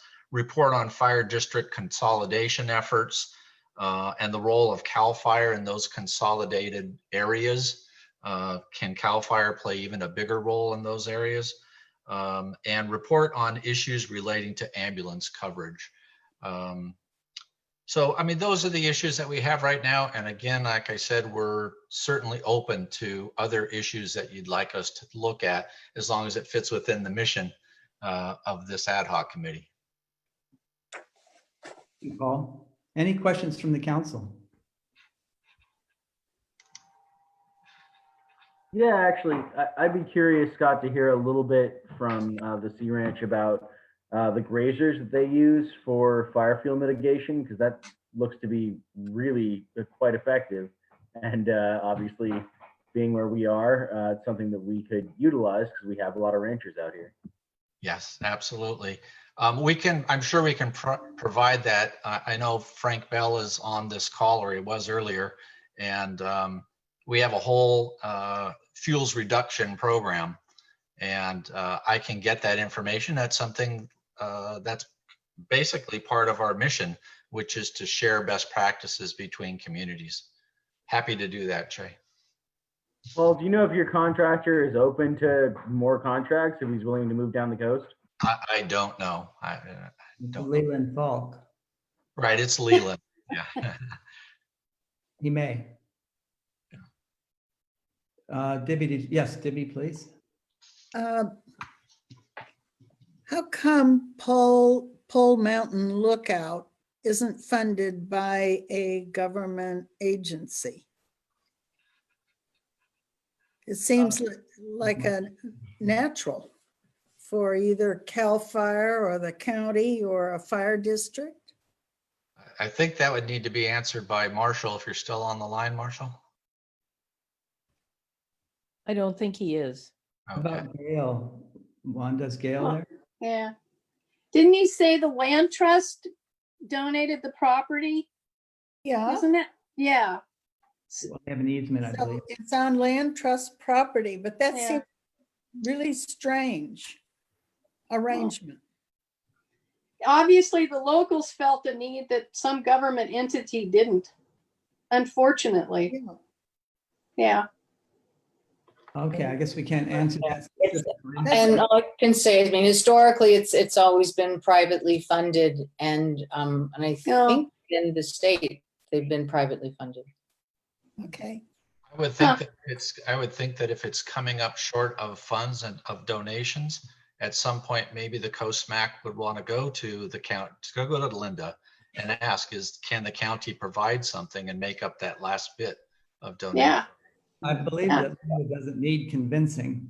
Yeah. She very strongly supports this project. And we're applying for grants. And also grants are being applied for as well, both state and federal, I believe. Grants are okay for a project that has a beginning and an end, but for ongoing funding, they don't work necessarily very well. Right. No, that's a good point. But just for the construction. Right. And the one thing that we always have to remember, Linda's only one of 5. Having served on a board, you got to remember, you have to convince 2 other board members. So we need the board of supervisors to support this, not just Linda. Well, I was struck at how unlocal it was, that the reach of this lookout is huge. Yeah, it is. It Even isn't Marin just a local County should be. problem. Yeah. Maybe anyway. we could get something from Marin. I want to talk to her. Any other questions for Paul? Debbie Tyler, I want to talk to her. Thank you, Paul, for all you're doing. Any public questions for Paul?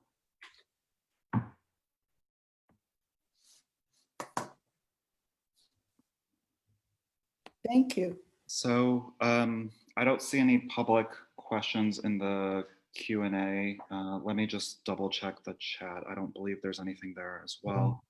So while you're looking, I'm going to describe the next item. The Bodega Bay Council members submitted, the letter they submitted earlier to the Regional Parks Bodega Bay Bike and Pedestrian Trail Plan. We want to submit that to the record. Did the authors want to speak to the project? Kathy or Brooks? I believe it was spoken to in the meeting when it happened. Yeah. At this point, we're just putting it in the record. So it's in the record. Any comment from the council? I don't think so. So are we square on the prior questions, of public questions? And so we move on to staff reports. Elise, the floor is yours.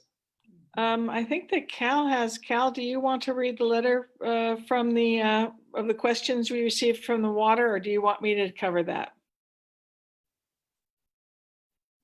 Can't hear you, Cal. You're unmuted. Cal, you're not muted in Zoom, but sometimes people don't have their audio on. It's all right. I can cover it for Cal. I am, of course, just as it got to me, my computer's telling me it's a 0 battery, so I may have to call in on my phone. I'll do that as I'm speaking. So we'll get both going. A resident of Jenner sent us a message saying that she was very concerned about the water. Yep. All right, 0-0. You want to try speaking again? It's a new day.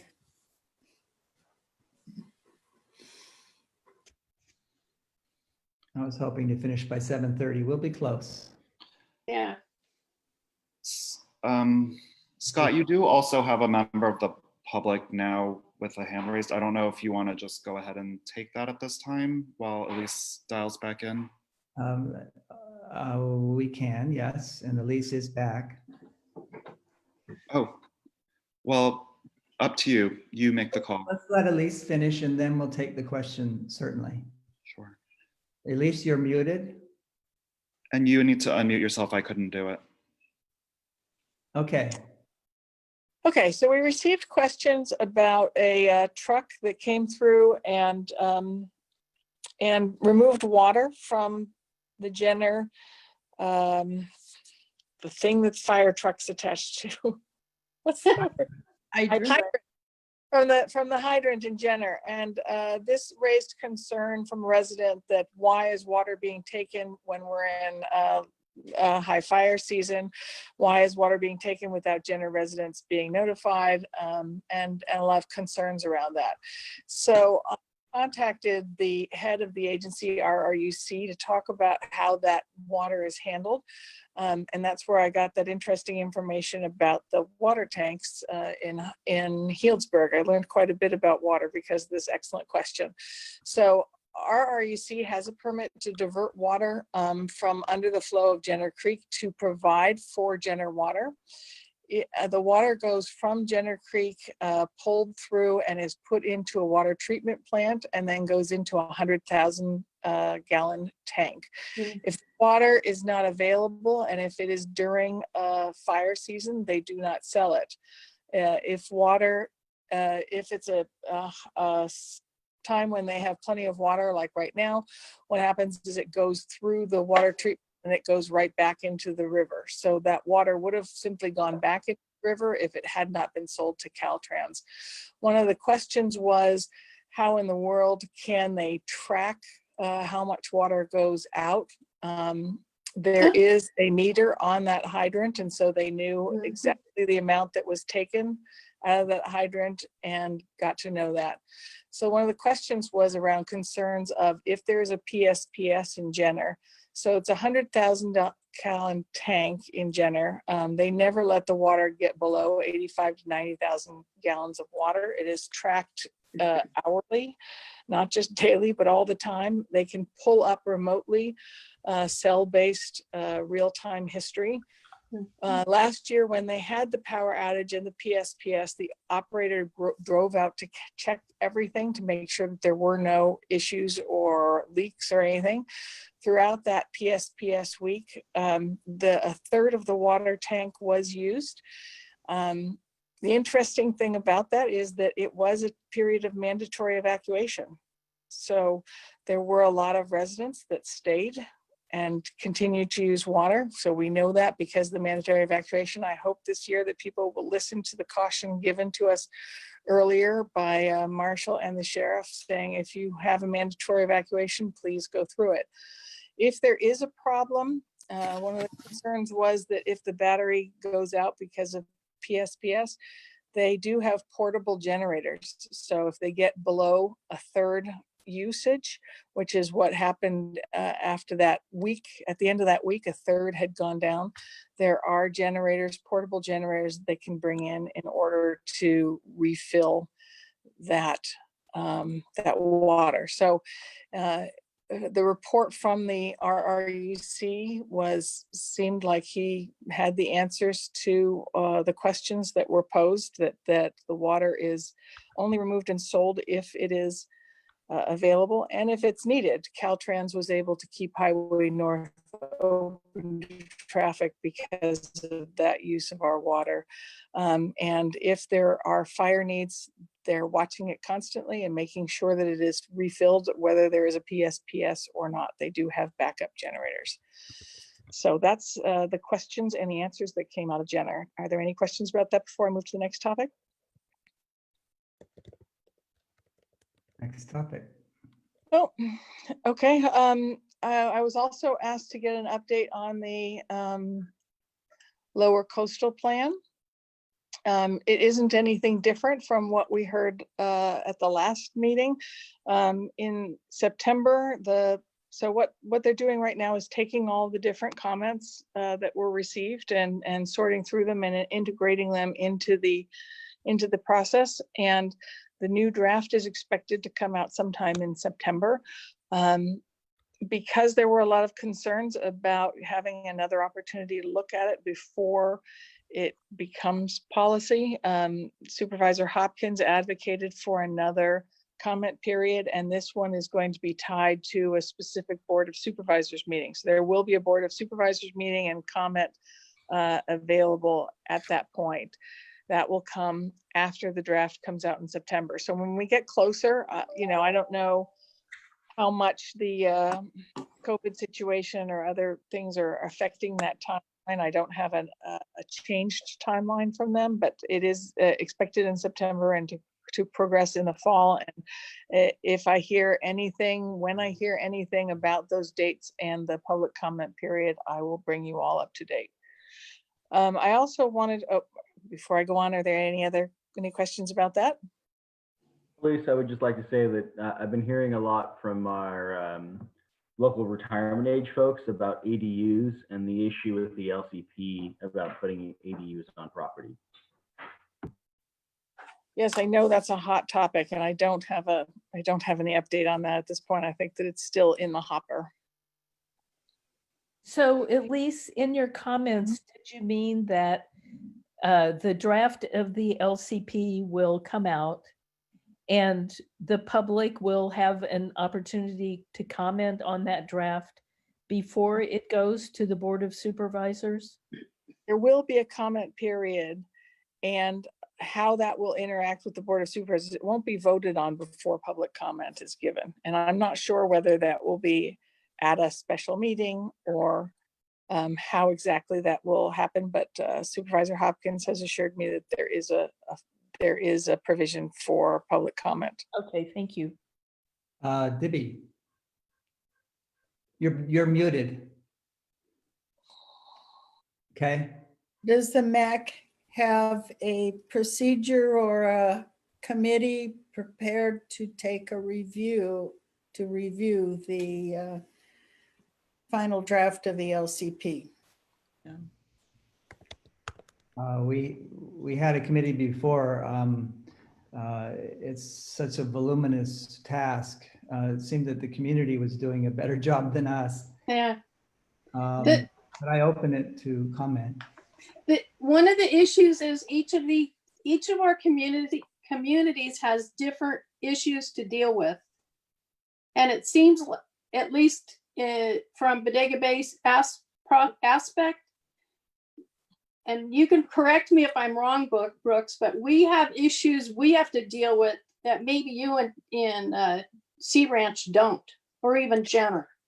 So yeah, I mean, we all have common problems as well with it, but we also each have our own little ones that you wouldn't even be aware of. Perhaps a good way to go would be when it is released again, that we have a special MAC meeting so that public and council members can comment, and we can take all the public comment to the Board of Supervisors. Good. After the time. Good idea. Yeah. Wanda, did you have a question? I thought I saw your hand. No, I don't. My area is not even on the coast, so. Okay. Okay, then public questions. And on this topic, and we want to go back to the water issue because there's a couple of questions from the public we missed. So the questions regarding LCP first from the public. So if anyone else, I know that MKI Design is waiting to talk about Jenner Water. If there's anyone who wants to talk about LCP, would you raise your hand or write a comment out?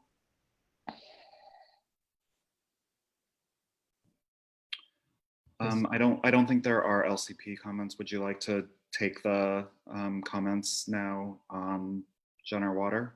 Please. Sure, I appreciate your help. Now that I've switched to my phone, I can't see anything. Okay, so I'm going to start with MKI Design since his or her hand has been up for a while. Great. You're muted, MK Design. You may have to hit *6 to unmute yourself. I'm not able to unmute I think you. it's okay. Can you hear me now? Yes. Okay, thank you. I'm Michelle Irwin calling in from Jenner, and I want to thank Cal and Elise for getting our water concerns in front of you all. If you need more information, we can send you that letter if you don't have it in your packet tonight. I think that, it's just essential that we know where our water is going and when it goes. And regarding the tanker truck that was here in town on June 24th of this year, that issue had been brought up to folks who have been on the water board here. And that water board was sort of canceled through a supervisory meeting, which didn't seem to fit the protocols for how you close a committee.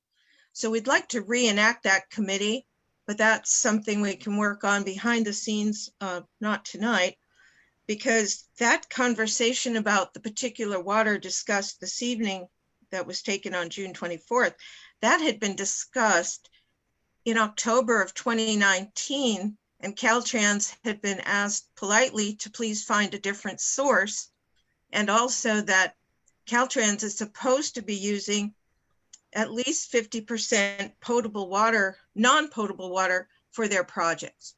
So with those items, as well as carving out a process which is better maintained in terms of communication to our constituents, that would be really helpful. I look forward to working with Cal as our rep to help us get to a better communications with Russian River Utilities and others who need to help us during these trying times. Thank you so much, everybody. Thanks for all the work you're doing. We appreciate you. Cal, Cal, could you set up a call between me and you and Michelle to follow up? We don't hear you, Cal. Put your thumbs up. Okay. All right. Yeah. Okay. The other question in the Q&A from P. Vandergen, 3 Girls B. Are there laws against having a sprinkler system on the roof of your house in Jenner? And then go ahead if anybody wants to address that. Well, I guess for comments. Yeah, you're not really part of Cal and Elise discussion. That's an interesting. I don't know the answer. I'll find out. Okay, thank you, Elise. So I'm not a firefighter, but I recall talking, it seems like they need a minimum of 30,000 gallons to fight a house fire. And they prefer having 60 available. So if somebody wants to use sprinklers on their roofs, they're taking away the opportunity to help somebody's house that's burning. That's not a good way to go. Plus, I would hate to see what their water bill is. Yeah, from what I've heard, it doesn't sound like a good plan. But I don't know if there's legal prohibition. So I will find out the answer to that question. Wow. Yeah. And there's one final question that's not in the formal Q&A, but it's related from Pat. Please confirm where the people watered their roof and drained the water tanks. So I don't know if you know that, Elise, or if you need to look into that as well. Mountain area, Fitch Mountain and Healdsburg. Wow. Okay. I believe that's all the comments and questions at this time. At this time, go ahead, Elise. Okay, the next thing I wanted to apprise you guys of is one of the biggest things that we have been asked for years, as far as I can tell, around the areas where we have a high visitor concentration, is some sort of residential permit parking process. One of the key parts of this is, of course, figuring out how to implement it in unincorporated Sonoma County. It's fairly easy within the cities, but it's more challenging here because we don't have meter maids just running around ready to start enforcing such a thing. But I just wanted to give you an update that I've been working hard on such a policy for about 6 months, and it looks like we're really, really, really close. So I hope to have some good news on that in another meeting coming up. Cool. Can I make a comment? Yes. Okay, well, I know the parking issue, it's kind of two things talking about emergency vehicle access, but it's kind of the same thing as well when we get overwhelmed with tourists, because the illegal parking impacts not just emergency vehicle access, but impacts my neighbor couldn't even move his vehicle to get away from his house. So I had a chat with our local fire chief, and he said that it's a horrible problem in Bodega Bay and that they have been documenting the issue. And they're very, very happy that our Coast MAC group is helping them address this issue. So it's a really serious, valid problem here in this community. And he said all the way up to Scotty Creek, where people park, he said the emergency vehicle access is terrible. So I just wanted to put that out there. It's an important problem all up and down the Yes. river coast. Working on it from multiple directions. Well, thank you, Elise, so much. My pleasure. And lastly, I don't know how much this affects you guys and the ocean, but I just wanted to let you know that we are reigniting the Russian River Confluence project, which I don't know, those of you who have been around for a while may remember in 2016, there was a project that was stimulated from the watershed all the way to Jenner, which was with the concept, and you can find the confluence.org online, which the concept was to get all the stakeholders that are involved in water quality and making our water in the Russian River swimmable, drinkable, and fishable, covering the important bases. And I assume that would also affect what happens to the water when it hits the coast, how it affects coastal environment as well.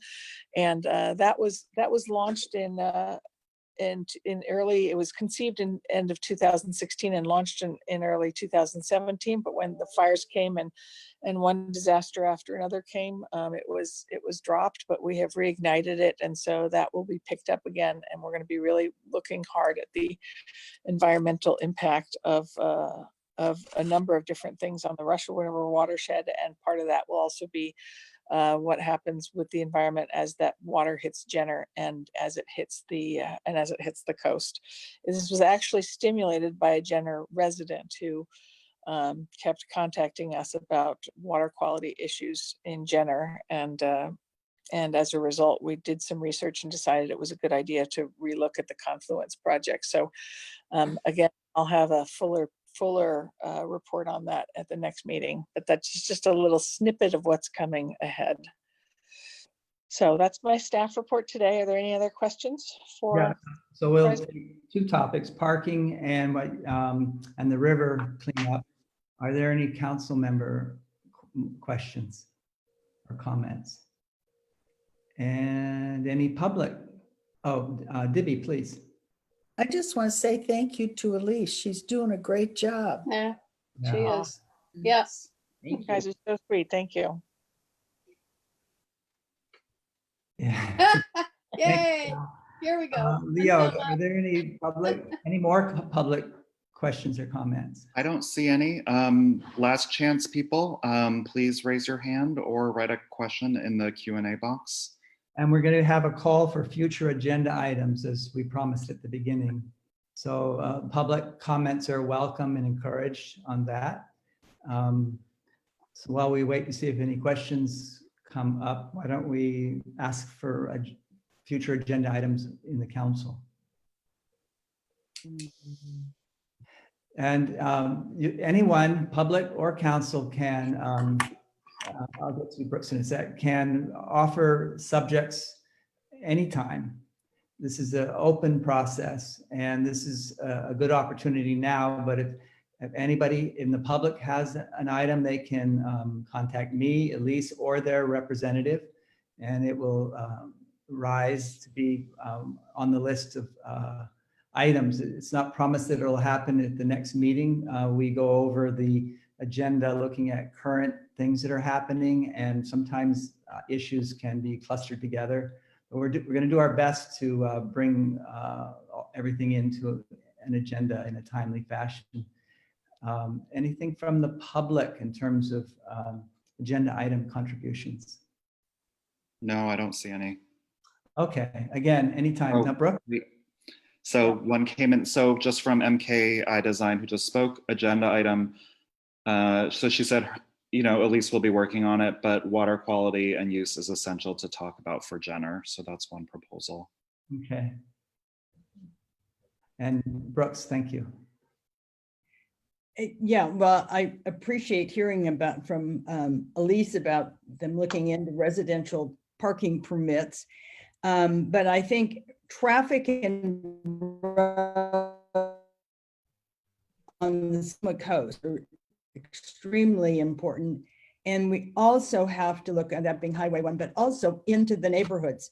Our neighborhoods in Bodega Bay are just being overrun on the weekends and actually during the week now that so many people are not working. And we need help. And so it's an issue that needs to be addressed. I know nobody wants to, but we've got to figure out how traffic can flow a little more smoothly and that everybody can get along. Okay. Thanks for bringing that up. So I think a toll booth would be a great idea. We could fund Pole Mountain. I was just wondering how they did PCH. You know that not PCH, but down by Pebble Beach. There's that whole scenic highway where 17-mile drive. 17-mile drive. How did they do that? It's private. That's how. Yeah. Okay, let's move on then. The next Coast MAC meeting will be Wednesday, September 16th, either on Zoom, we presume on Zoom. So that we've come to our conclusion. Is there a motion to adjourn? I so move that we adjourn. Second. Cal is second. I'm going to give that to Cal. And all those in favor? Aye. Aye. Opposed?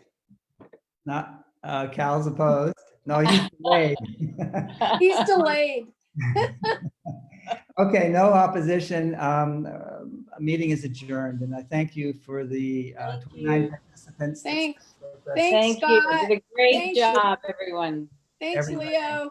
Thank you. Thanks, Cindy. Thanks, Leo. Night. Thank you, Bye-bye. Jason, as well. Bye-bye. Bye-bye.